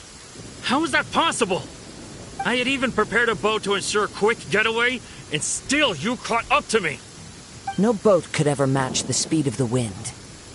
The wind? What are you talking about? Oh, I get it. Your vision. Drat! If I only had a vision. Or, if I could activate this one, then you'd never be able to catch me. This has nothing to do with visions. You may be skilled at vanishing from a crowd, but it seems you know precious little about how to conceal yourself from nature's gaze. Additionally, your chosen escape route was flawed for reasons that are too numerous to go into. In other words, you failed to meet any of the basic criteria for a grand heist. Namely, speed, stealth, and style. You... But most disappointing of all is the state of the vision in your hand. It appears that the vision doesn't respond to human desire in... Fine. I admit it. I've had my eyes on this vision for quite some time now. I decided to register after hearing that this fighting contest was full of a bunch of lousy fighters. I fought my way to the finals and... Aha! So you were supposed to be our opponent! I'd intended to win the contest through skill alone all along. But then you showed up. After watching the semifinals, I knew that I didn't stand a chance. But I wasn't about to give up on the vision so easily after coming all this way. Since there was no use in trying to face you in the match, I decided to put my skills to good use while everyone's attention was on you and Beto. I was convinced I prepared thoroughly for my escape, but somehow you still managed to catch up to me. Drat. This should have gone differently.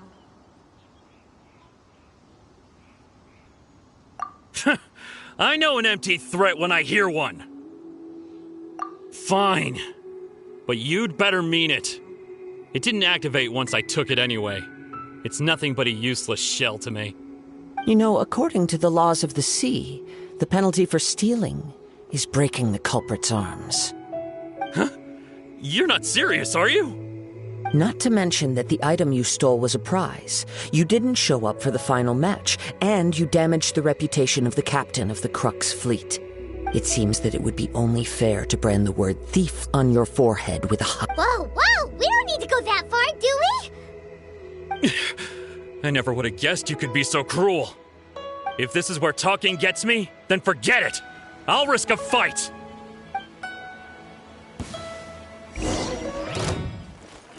As one with wind and cloud! Wind strike! Burn!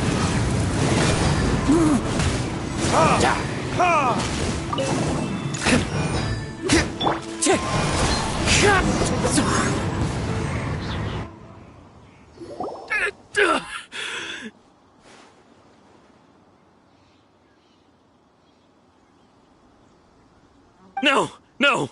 Do what you want, but please! Don't brand my forehead, please!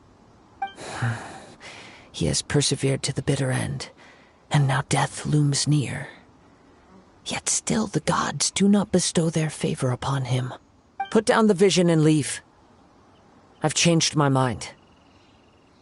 No further punishment for you. Huh? What's wrong? Are you asking for more punishment? It's up to you. Such willingness is commendable, and fits the way of the samurai. No need for that. Thank you for releasing me. You truly are generous. Huh? Paimon doesn't get it! I take no pleasure in frightening others. When people are forced into a corner, that is when their greatest strength will appear. I thought it may be an opportunity for him to awaken the vision. But unfortunately, nothing happened.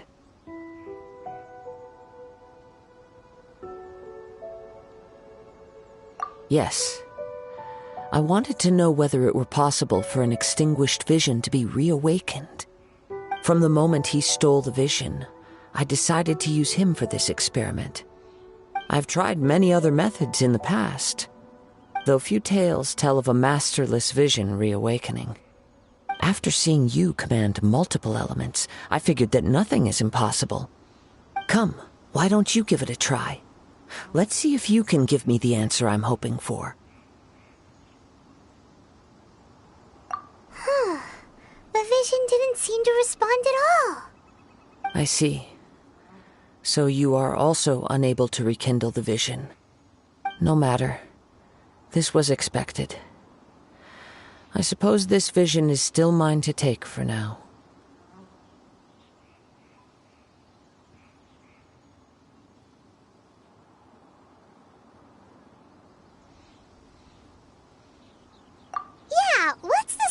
behind this vision anyway?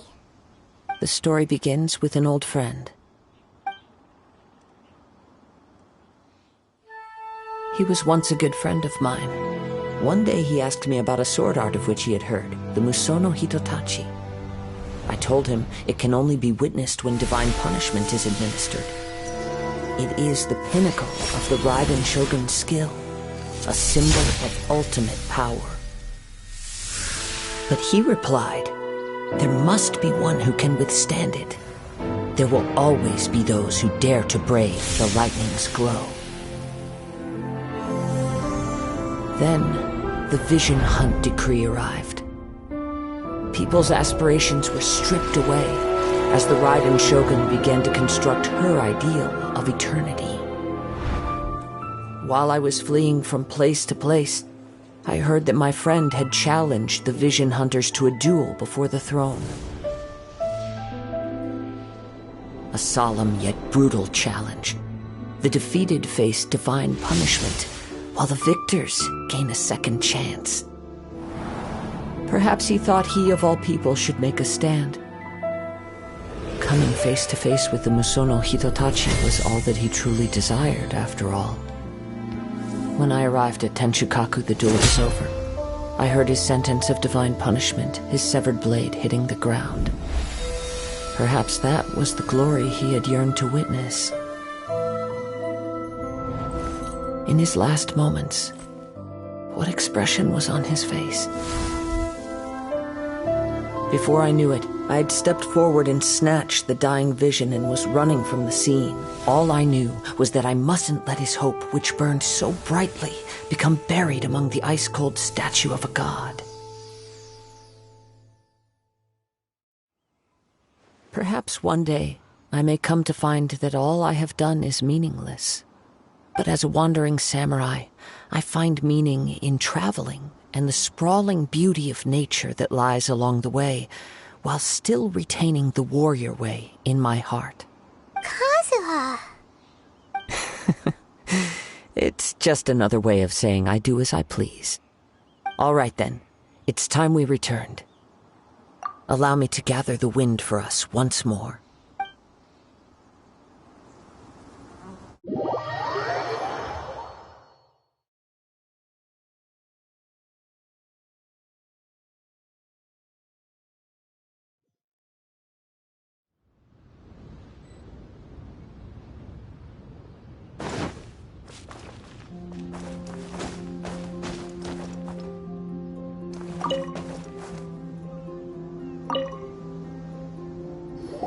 Huh? Did Beta leave already? Maybe she went back to her ship. If you're looking for the captain, she was summoned by Lady Ningguang. It seems that the Crux clash got out of hand this time and has attracted her attention. Captain Beto was muttering something about Ningguang being a stick in the mud as she headed off to Liyue Harbor. It's not unusual for those two to be at odds with one another. But still, Captain Beto was disappointed she didn't get to witness the crowning of the new champion. She had been looking forward to it for quite some time. The one who stole the vision was originally to be this hero's opponent in the final round. He knew he stood no chance of winning the match, thus the wicked idea of stealing the prize took hold in his mind. In which case, the Crux clash comes to a clear-cut conclusion. Huh? So that's what happened? If that's the case, then the rules stipulate that he is disqualified, and our hero here is the champion. Paimon thought we'd win and all, but not like this. It doesn't matter. As the saying goes, honor given is honor deserved. Yes, I believe so. Though Captain Beto is no longer present here, I'll be sure she receives word of it. She is a woman of her word. But the voyage to Inazuma is a treacherous one. You will be plagued by a perpetual tempest the entire trip. In fact, the relentless rain and wind are also an embodiment of the Raiden Shogun's will to close the nation. Hold on a second. You're saying she can change the weather just with the power of her mind? Let us not forget that this is one of the 7 Archons. If Liyue's Morax could form Guyun's stone forest by casting down his stone spears, then it should come as no great surprise that the Raiden Shogun is capable of summoning an eternal tempest. Suffice it to say that if you wish to journey to Inazuma, the Alcor will need some time. You will be notified once all the preparations have been made. In the meantime, I intend to embark on a journey of my own. I will travel all across the vast lands of Liyue in the hope of finding a way to reawaken the vision. Paimon believes you'll find a way for sure. Thank you. May both our journeys prove meaningful. One final word of warning. The part of your journey that lies after the storm may well prove to be the most arduous.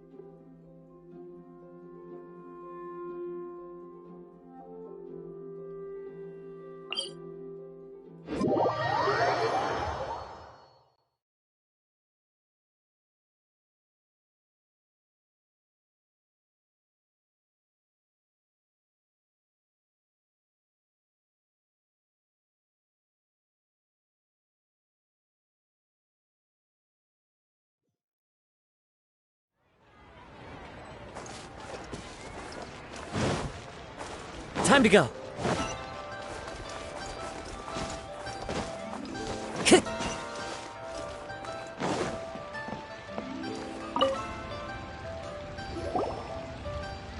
Ad Astra Abyssosk. What can I do for you, traveler? Ah, yes. Now that I think about it... There you are. You're the traveler that Beidou will be taking to Inazuma, right? Oh, is that right? Well, it's an honor to meet you. The fleet has nearly completed reprovisioning. Once the crews have taken a head count, Captain Beidou sent me to come get you. We'll weigh anchor as soon as you're aboard. Seems Beidou is the captain of her word. Of course! There are many things that the captain insists upon. I'm sure you'll see for yourself once you're on board. So you'll be heading off then? I suppose congratulations are in order. Whether the journey before you leads to the heights of... Until we meet again. Ad Astra Abyssosk. Oh, it's kinda hard to say goodbye now. We practically see each other every day. Well, if that's how you feel, why not come and find me when you arrive? I'll be awaiting you on Narukami Island. So there's another Catherine in Inazuma? See? There's no need to get all sappy now. Well, I guess it's time for you to bid farewell to Liyue Harbor. Now that I've delivered my message, I'll be heading back. The ship is currently anchored off of Guyan Stone Forest. Okay, thanks for coming all this way to let us know. Just following orders. I'll...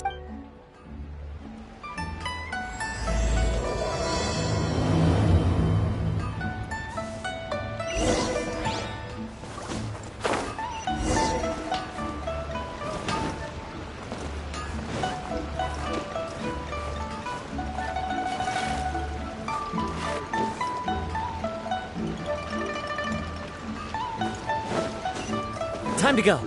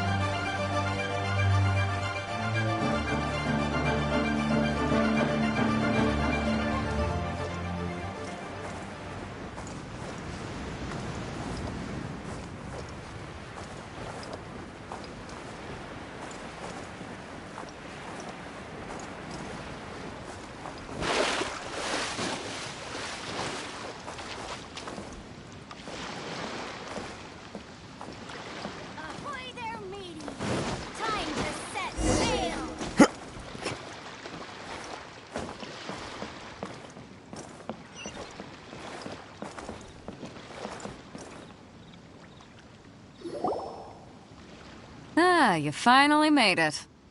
All these years, come rain or storm, the Crux fleet has never suffered a delay.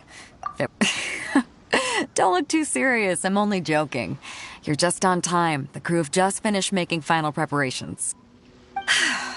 Well, now that everyone's here, we set sail for the land engulfed by storm and tempest. The nation of eternity. Anchors away!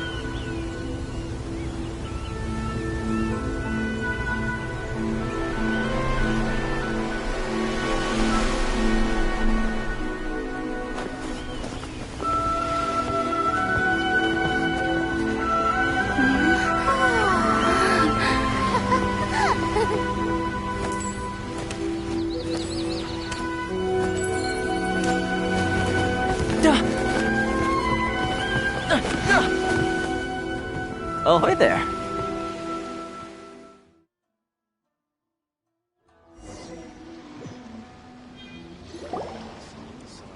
So, you finally made it. You sure kept me waiting, Captain.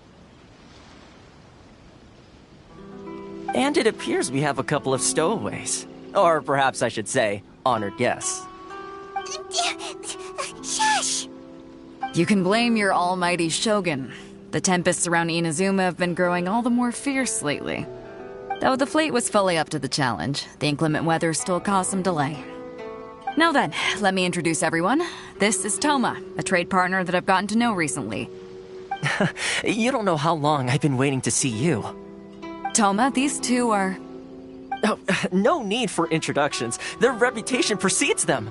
Seems even the stormy seas can't keep rumors of these outlanders' sterling deeds at bay.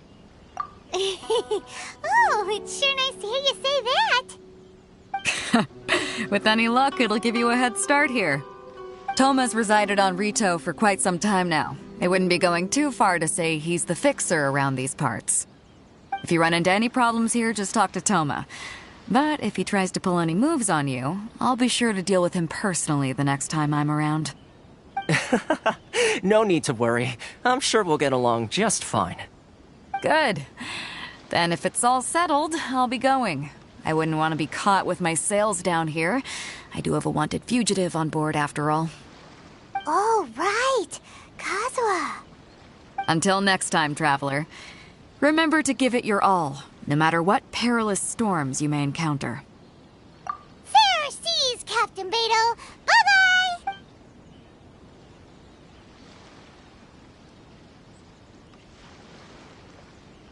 Now then, first things first. We need to go get you registered at the border checkpoint. Paimon thought we were supposed to be keeping things on the down low. Are we just gonna walk into the government's hands?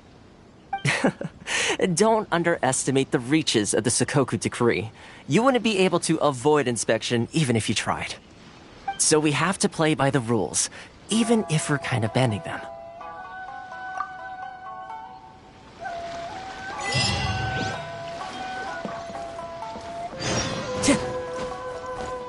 Time to go.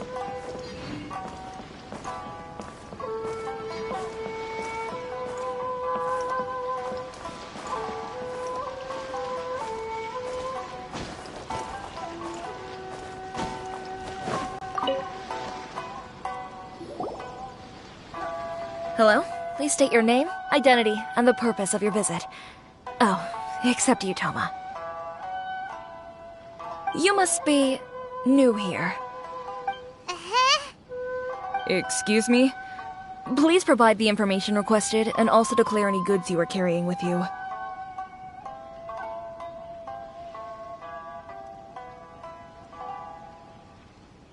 Oh, well, I'm sorry. We cannot approve entry for purely personal reasons.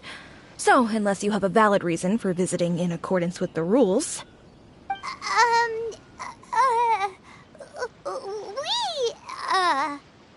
My apologies, but I'll have to ask you to...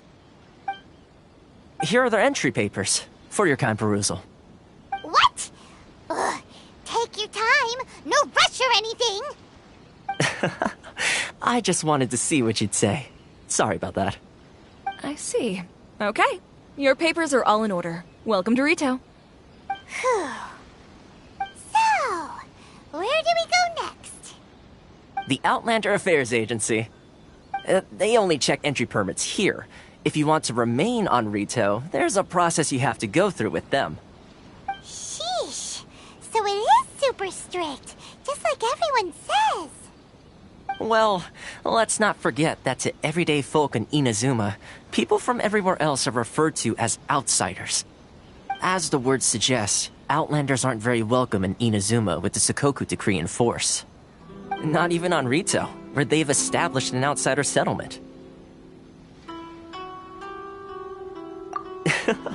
I like how you think. I've got a feeling we're going to get along very well. Now, let's head over to the Outlander Affairs Agency. Most of the current rules were put in place by the administration of Rito, the Kanjo Commission. The Kanjo Commission? Yes, one branch of the Tri-Commission of Inazuma, responsible for growing and managing the nation's wealth. You really haven't heard of it before?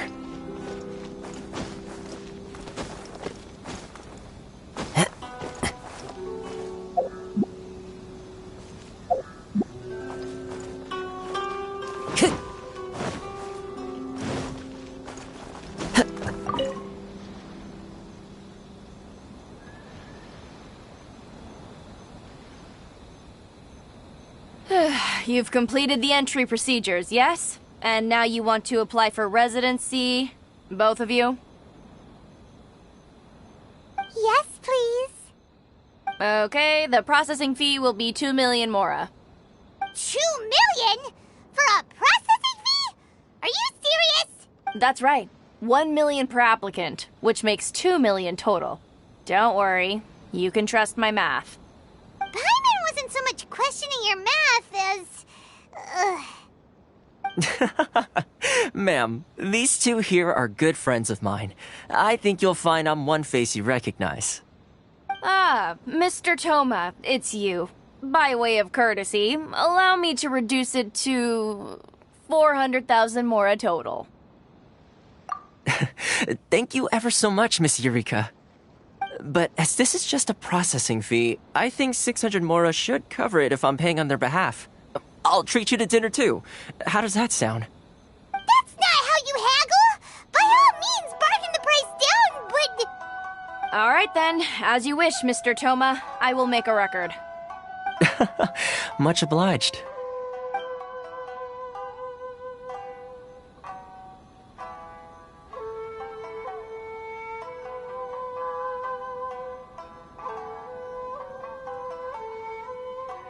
What?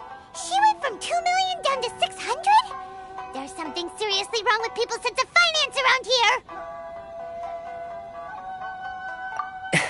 It's not as mind-boggling as you think. A processing fee is just a figure of speech. The way some here at the agency see it, the fees are easy money, so it becomes a question of how much they can make.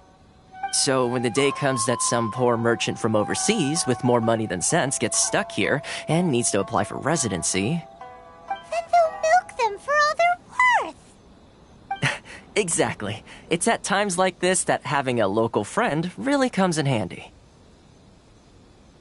Yes, but when you're an outlander in Inazuma, far from home in this close nation era, there's very little that can be done about it. The most that overseas merchants can do to look after themselves is stick together. That's how the International Trade Association came about. So it's a trade association built by and for Outlanders? Yep. And as well as advancing commercial interests, the association provides help, support, and structure for Outlanders trying to survive on Rito. Essentially, it's an association devoted to both commercial excellence and survival skills.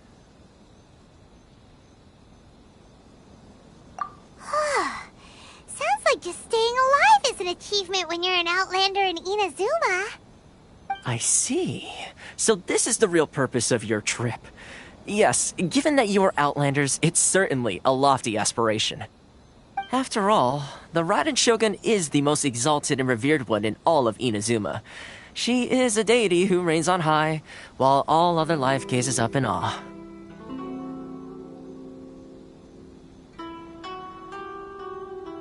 Huh. I was going to say nothing is set in stone when it comes to who you will encounter in this world. Uh-huh. And is that likely? Okay, I'll give it to you straight. I know of a way to introduce you to the Raiden Shogun. Really?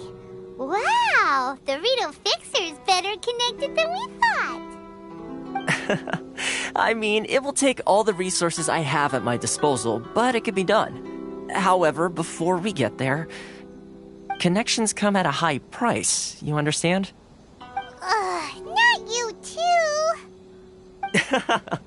No. In this instance, when I say price, I'm not talking about Mora. In fact, there's no real cost as such. It's just that if this is something you really want, you'll have to agree to help other people solve some of their problems first. I like to do things in a way that keeps everybody happy. It's my own personal rule for dealing with situations like this. Sounds very reasonable to Paimon. You're the man in the middle, so you have to trade favors to keep everyone indebted to you.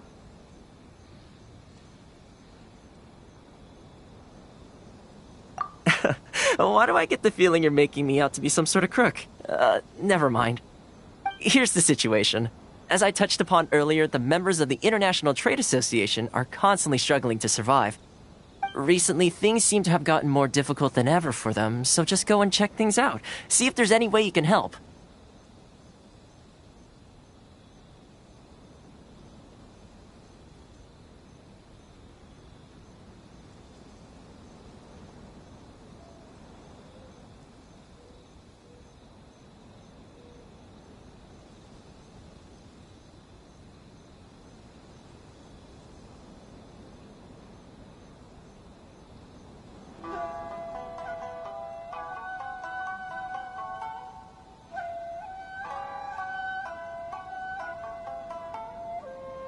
The head of the association is called Carisio, and he's a good friend of mine. Go talk to him. I'll wait for you here. Can't I use my permit?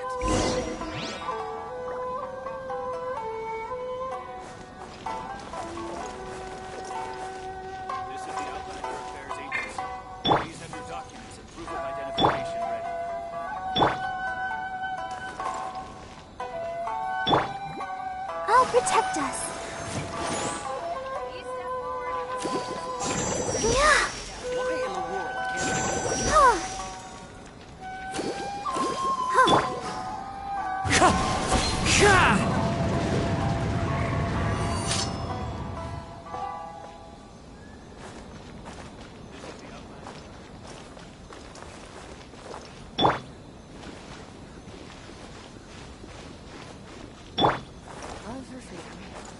Which one should I choose?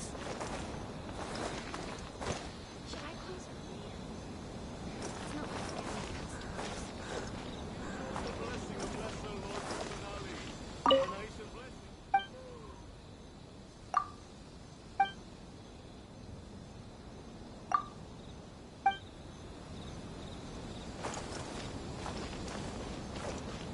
Time to go.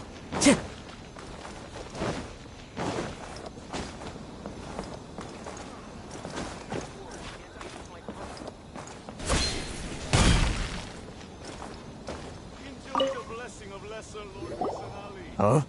Hello there. You must be seeking refuge with the International Trade Association. The Outland. Good. That's a relief.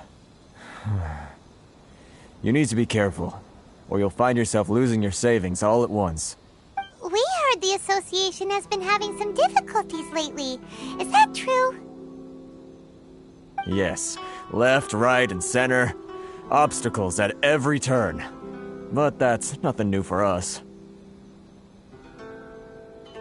The Sakoku decree certainly makes things difficult for anyone who wants to come here from overseas. But it's not the root cause of our woes. The Sakoku decree might restrict our scope of activity, but in and of itself, it doesn't stop us from being able to enjoy a comfortable existence.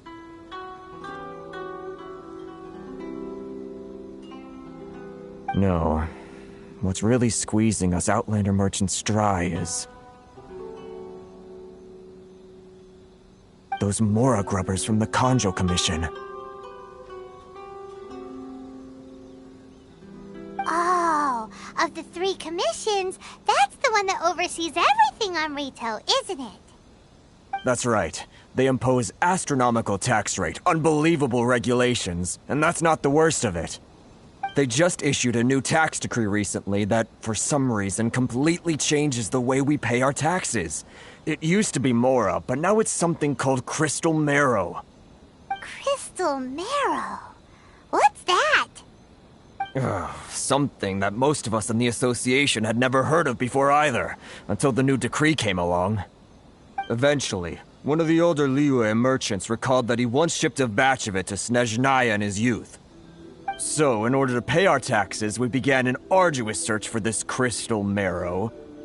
But then we found we'd only managed to create a bigger problem for ourselves. The rising demand for Crystal Marrow drove the price higher and higher. Now there's only one vendor who even has it in stock. We can't get a hold of it anyway. Isn't that what they call a monopoly? Exactly. So this vendor, it's a vicious cycle. The consequence of which is that our taxes will soon exceed our profits. We've tried, but this is a What do you think we should do? But Carice is the head of... Right. And Okay. that vendor... I've actually done business with him in the past, but after a point he stopped contacting us. I have no idea where he sources the stuff. Well, it definitely sounds like he's being unfair. How do we find him? We could go talk to him and see if he lets anything slip. Hey, that's a pretty good idea. Since you're not affiliated with the association and you're new to Rito, he may just let his guard down. If I remember correctly, our usual meeting point with him is under a tree by the coast in the residential district. See if you can find him there. Got it! We're on the case!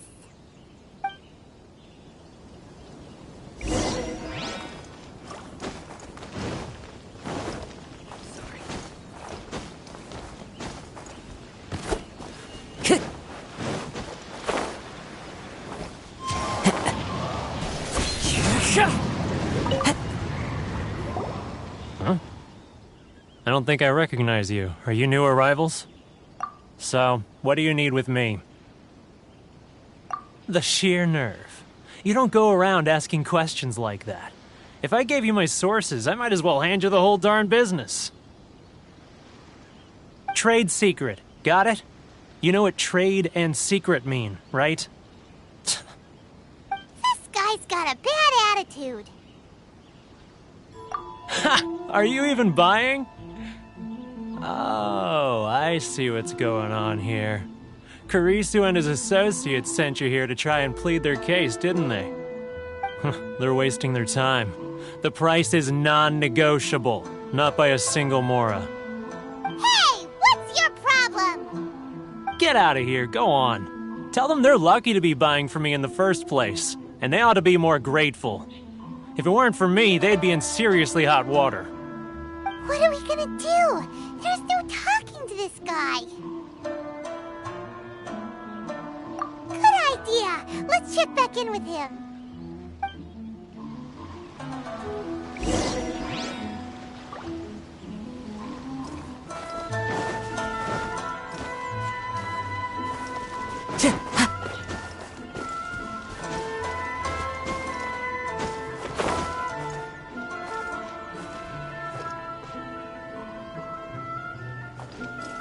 Time to go.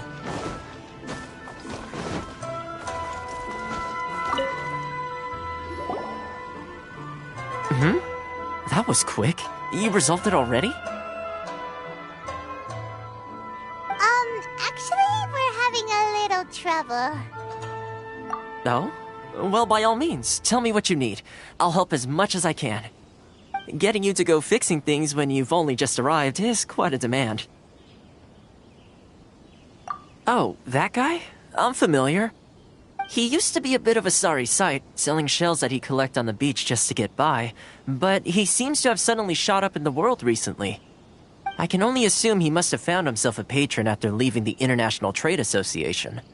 Huh. You're saying he used to be a member of the International Trade Association? So he's an Outlander too? Yes. Couldn't you tell when you spoke to him? That's right. Werner was born in Mondstadt, then went into the shipping business, trading between Leah and Inazuma. When Inazuma closed to the outside world, he was one of a group of Outlanders that ended up stranded on Rito. Huh. What a bummer. The International Trade Association was initially very generous to him, but over time, with decree after decree, the association members found it increasingly difficult to make ends meet. So he left the association and turned his back on them. I'm sure it's more nuanced than that. I believe even the most ungrateful and cold-hearted of people. Really? Is that all you need to know? Well then, it sounds like you may have found a way in with him.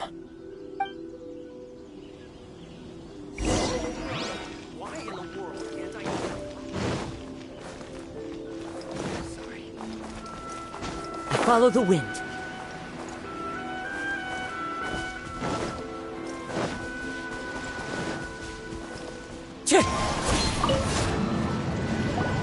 What are you doing back here? Just because I got plenty of time on my hands doesn't mean I want to waste any of it talking to you. Huh? Where's this coming from?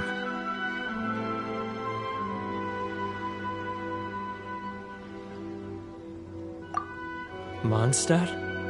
You were talking about Mondstadt.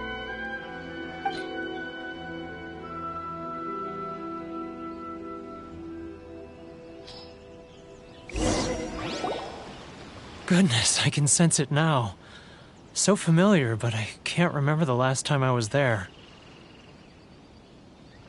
The scent of Mondstadt. Oh, how it takes me back. Oh, my hometown, the home of freedom. How I long to go back and visit. Oh, it's working! So, trying to play my heartstrings like a Huh? What is this? What are you up to now? Just close your eyes already!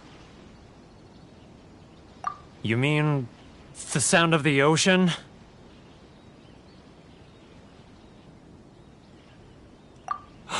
Leah Harbor. I can see it so clearly. Oh, and the sound of the waves. The calls of the merchants. Xiao lanterns. I'm right there at the lantern right. Oh, look at them floating up into the sky.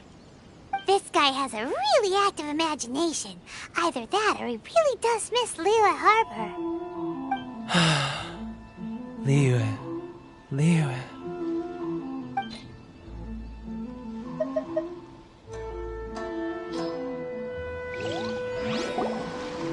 Wait. Stop.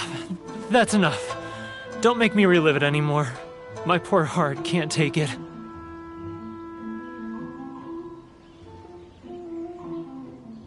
You mean the folks from the International Trade Association? And I suppose they are far from home, just like me. Often, I'll sneak down to the shore at night and listen to the sound of the waves. I like to imagine it's the voice of my hometown, carried across the ocean. I've run into folks from the association more than a few times doing just that, but I always hide my face and slip away. Don't you think I've wanted to talk things through with them and free myself from this anguish?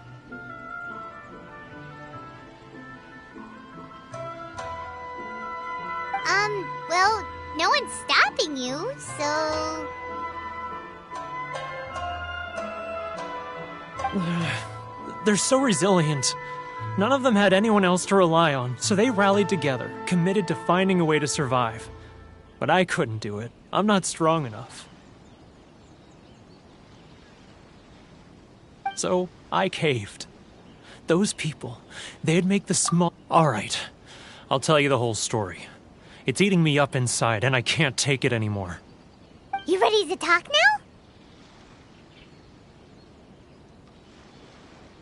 But I betrayed them. I can't show my face there. Come on, you scaredy cat. Look, you messed up, but now it's time to make things right. So come on, get it off your chest. What's the deal here? It's a scheme by the tax collection Ashigar. They start by overtaxing the merchants, then take the extra crystal marrow they receive and stockpile it. Once the merchants run out of places to buy crystal marrow, they get me to sell that extra stock back to the merchants at an extortionate price, with the proceeds going to the tax collection Ashigaru. It's plain evil gouging them like this. I'm their puppet, yes. But my cut is a tiny fraction of what we take in total. Evidence? You're right. Without conclusive evidence, he will never admit it. Now that I think about it, whenever I report back to him after a sale, he always heads to the same place. It's always made me suspicious. As it happens, I handed some Mora over to him not long ago. I can show you where he went if you want. Really? Well, then there's no time to lose. Let's go!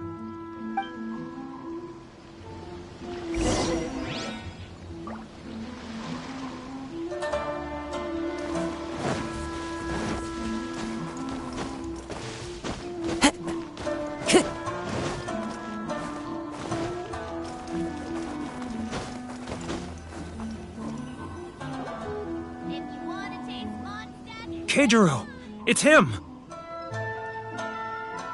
After him!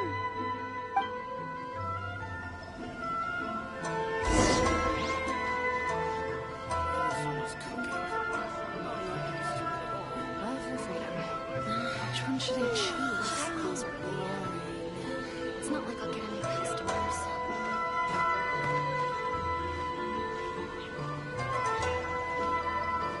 He's getting further and further away! Let's catch up a little. Ryoko. Too close! That's too close! He'll notice us for sure! He's getting further and further away! Let's catch up a little.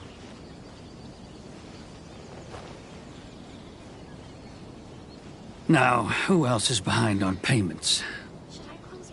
Let me think. Yes, the Trade Association clique still needs to be brought into line.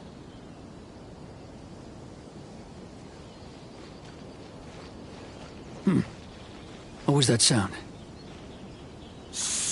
Quiet! Don't let him find us! Must be hearing things. Drat, I'm behind schedule. I need to hurry. He's getting further and further away! Let's catch up a little. He's getting further and further away! Let's catch up a little.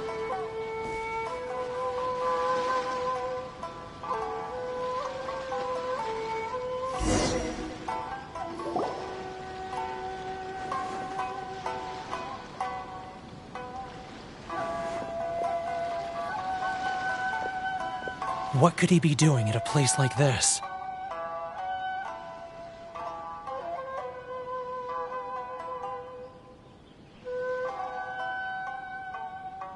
It looked like he buried something over there, didn't it?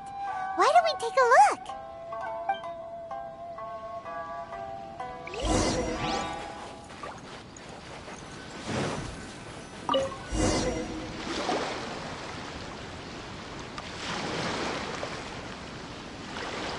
Whoa, it's a ledger. Boring!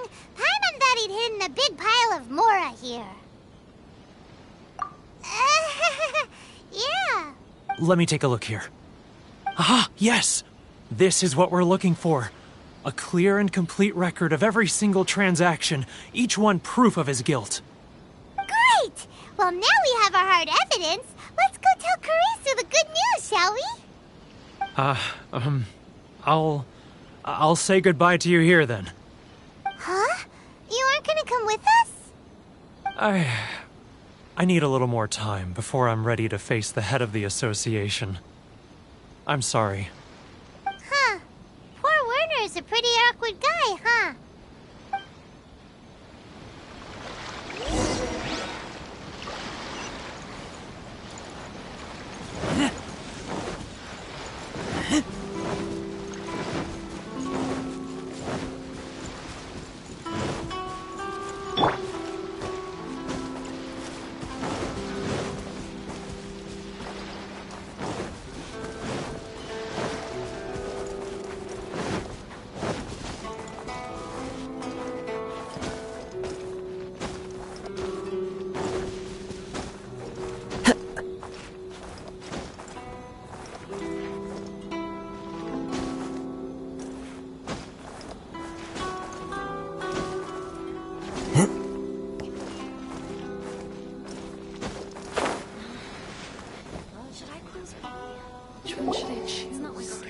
But we really don't have anything left. If this keeps up, our sales will come in at a loss. There'll be nothing left for us to do but starve. You know the decree. The rules are the rules. No discounts, no exceptions, and no excuses. And who are you? Another new member of the association? It just so happens that we found your little ledger, so now we're here to tell everyone all about how you embezzled crystal marrow to sell it right back to the taxpayers. Huh? Is this true? You've been swindling us! Well, you see, the taxes, Let me take a look at the ledger.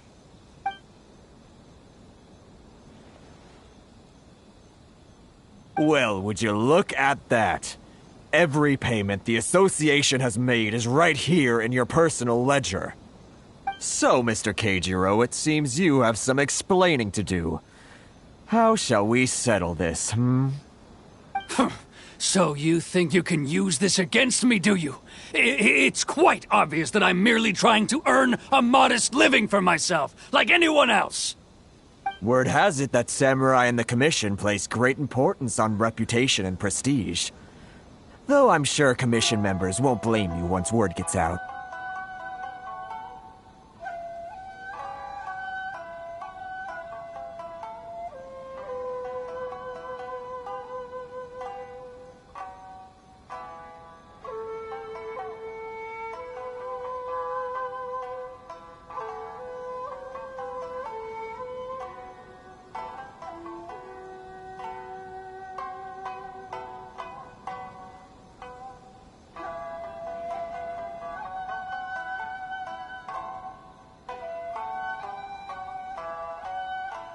Huh? Is that a threat? Are you threatening me? No, not at all. I'm simply stating that it would be quite a pity if an illustrious gentleman such as yourself were to have their reputation tarnished. Well, even if what you say is true, what do you suggest we do about it? I believe you still have a quantity of crystal marrow in your possession, correct? Perhaps that crystal marrow could be used as compensation for the recent tax hike, and us merchants could finally have some more breathing room. Is that it? Oh, do you have any idea the hoops I had to jump through to get the crystal marrow and keep it hidden? Fine. In that case, I'll send it over to you today. And not even an ounce of shame for his actions. So that's it? My shop's been closed for weeks now. I've even had to ask my friends to help bail me out. What about my losses? Come on, Harrison. We've already struck a good deal here. I'm sick of being pushed around like this. I won't let him off so easily. Harrison! Hey, what's all this racket? Does someone dare question the decree? Chief, you've arrived. What was all the commotion I heard just now? Oh, we were just discussing a minor tax issue. I do my utmost to lend them a helping hand, but they're never grateful. A helping hand? The only thing you're doing is stuffing your greedy pockets with our hard-earned wealth. I assure you that Hirage Shinsuke will hear of this. Oh, and you dare to utter the Commissioner's name! You Outlanders have no respect for the rules! Seize the merchants! We will resolve this dispute back at headquarters!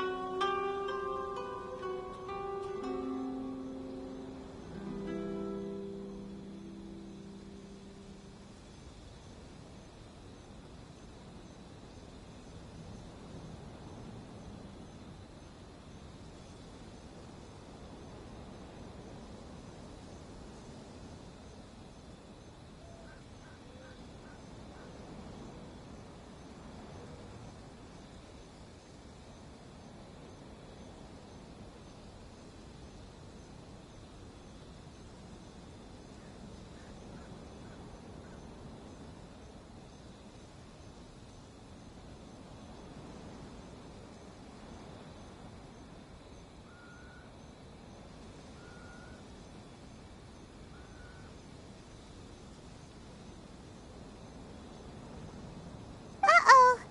This is going in a bad direction. Gentlemen, come now. Is there any need for this? If there's a dispute to resolve, let's get a drink and talk it over. Who are you supposed to be? And why in my right mind would I join you for a drink? You never heard of the Fixer? Here's my card. Huh. You're from the Yashiro Commission. Shh. Huh. Well, this is Kanjo Commission territory.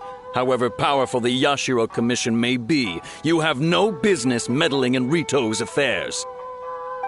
Of course not. Still, perhaps you could show the young lady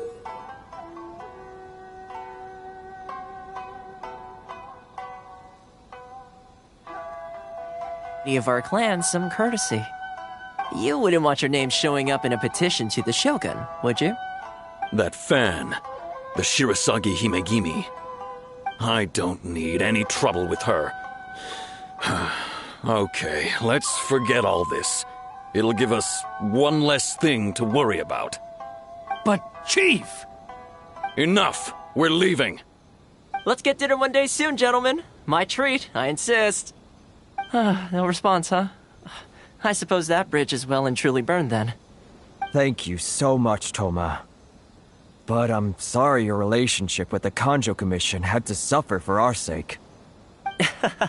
Hey, I was joking. It's a small price to pay, and you're more than welcome. If there's anyone you should be thanking, it's the Traveler. She's the one who found a way to turn things around. If nothing else, I'm sure the tax collection Ashigaru will tread a little more carefully in the future. Toma, what was all that? Shh, not here. Too many people listening. Let's move somewhere else.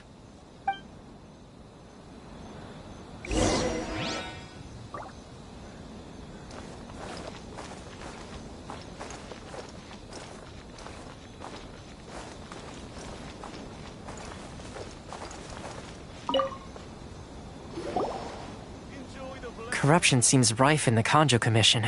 They truly are rotten to the core.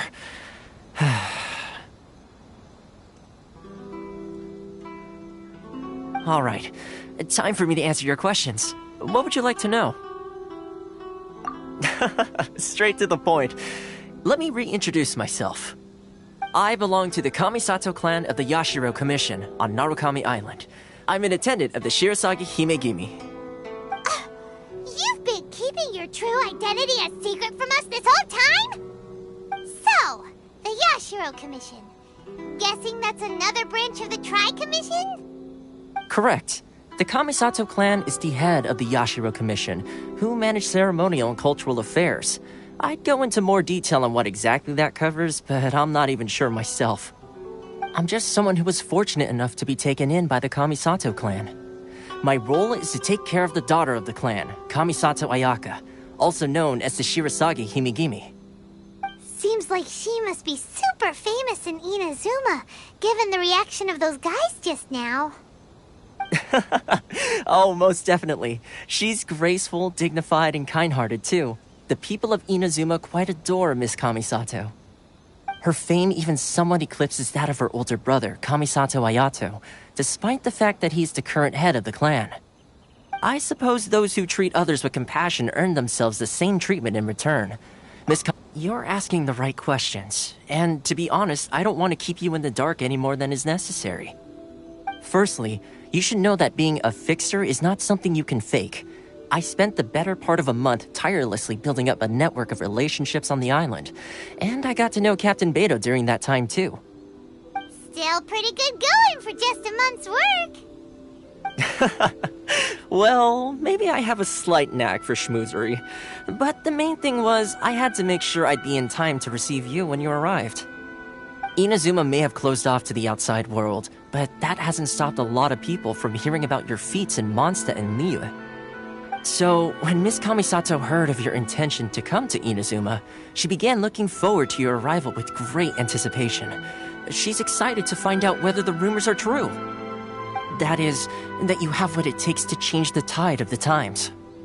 Change the tide of the times? In the test I gave you earlier, although there were a few hiccups at the end, it was you who found the way to turn the situation around.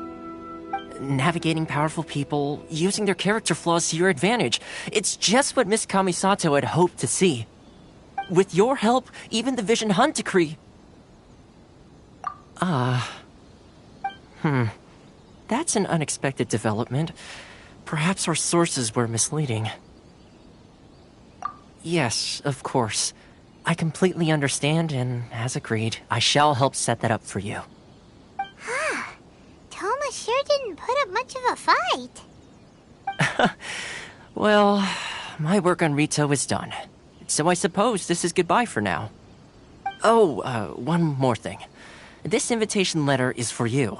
When you get to Narukami Island, you can find me at the Komori Tea House, as per the letter. Good luck with everything. See you soon.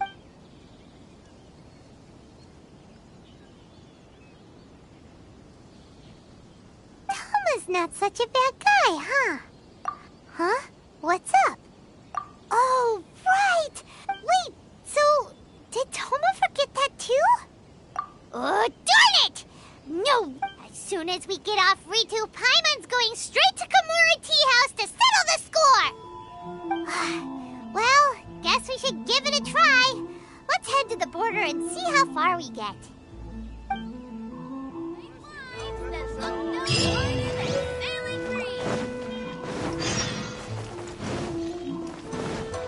Time to go.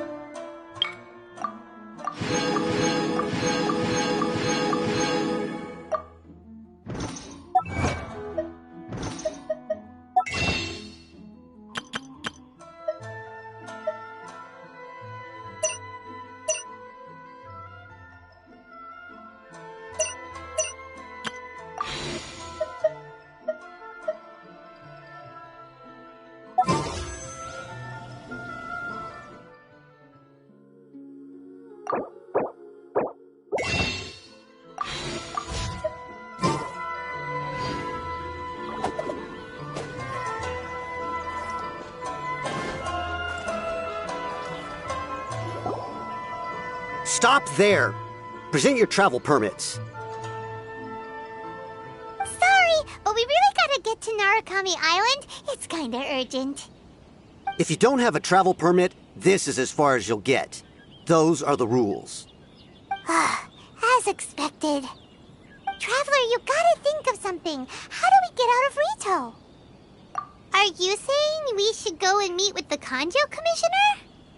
Guess it can't hurt to try. Even if Paimon has a few choice words to say about his subordinates. Who knows? Maybe he's our biggest fan.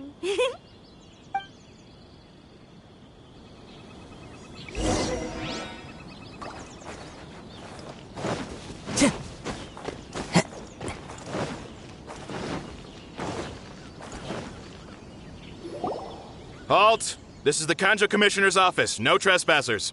We're here to see, the Kanjo Commissioner? The Kanjo Commissioner seldom entertains Outlanders. Leave now or we'll be forced to... Ah, wait. Oh, Commissioner! These two are honored guests from afar. No need to give them the usual spiel. Come on in. Let's see what we can do for you. Did you get all that, mister? My sincere apologies.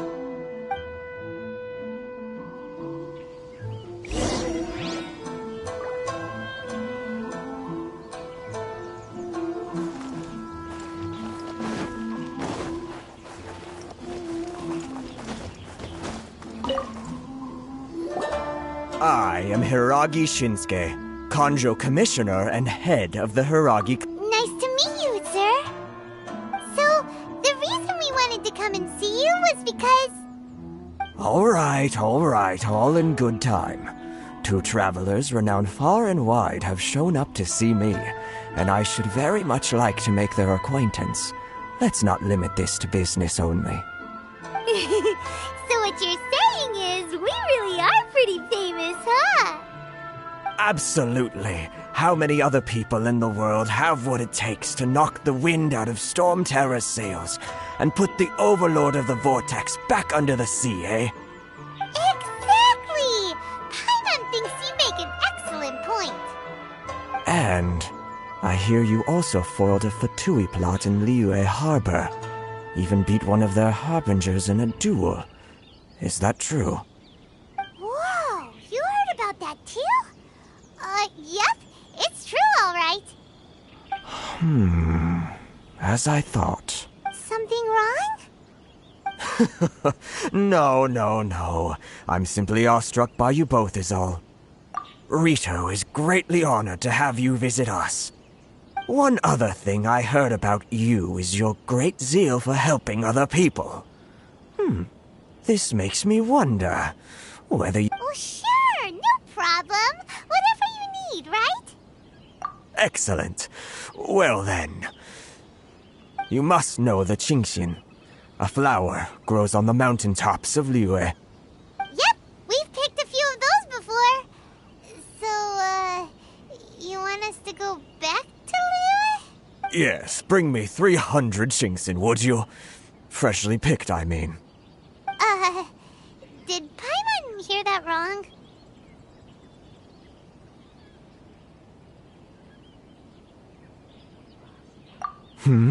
Too much trouble, is it? I see. Then how about this? We have a few items that need delivering. Perhaps you can help with that? That sounds much more like it. 709 letters, to be precise. Hey, what gives? How come you don't have people to do that already? Terribly sorry. We're just a little short on people lately. What sort of an explanation is that? Traveler, what are we going to do? Should we really help this guy?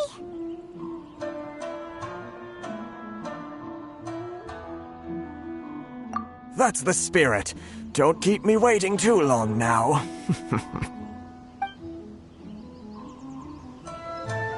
You're seriously considering taking this job? The terms are ridiculous.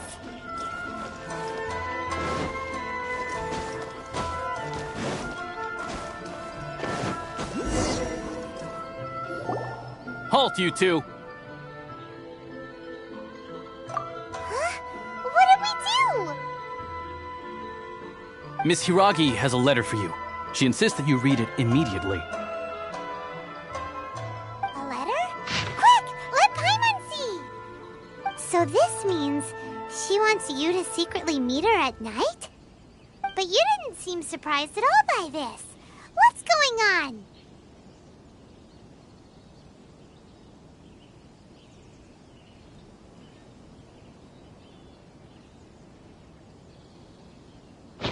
Huh? Have you been up to something behind Paimon's back? Let's ask her tonight and see what she has to say.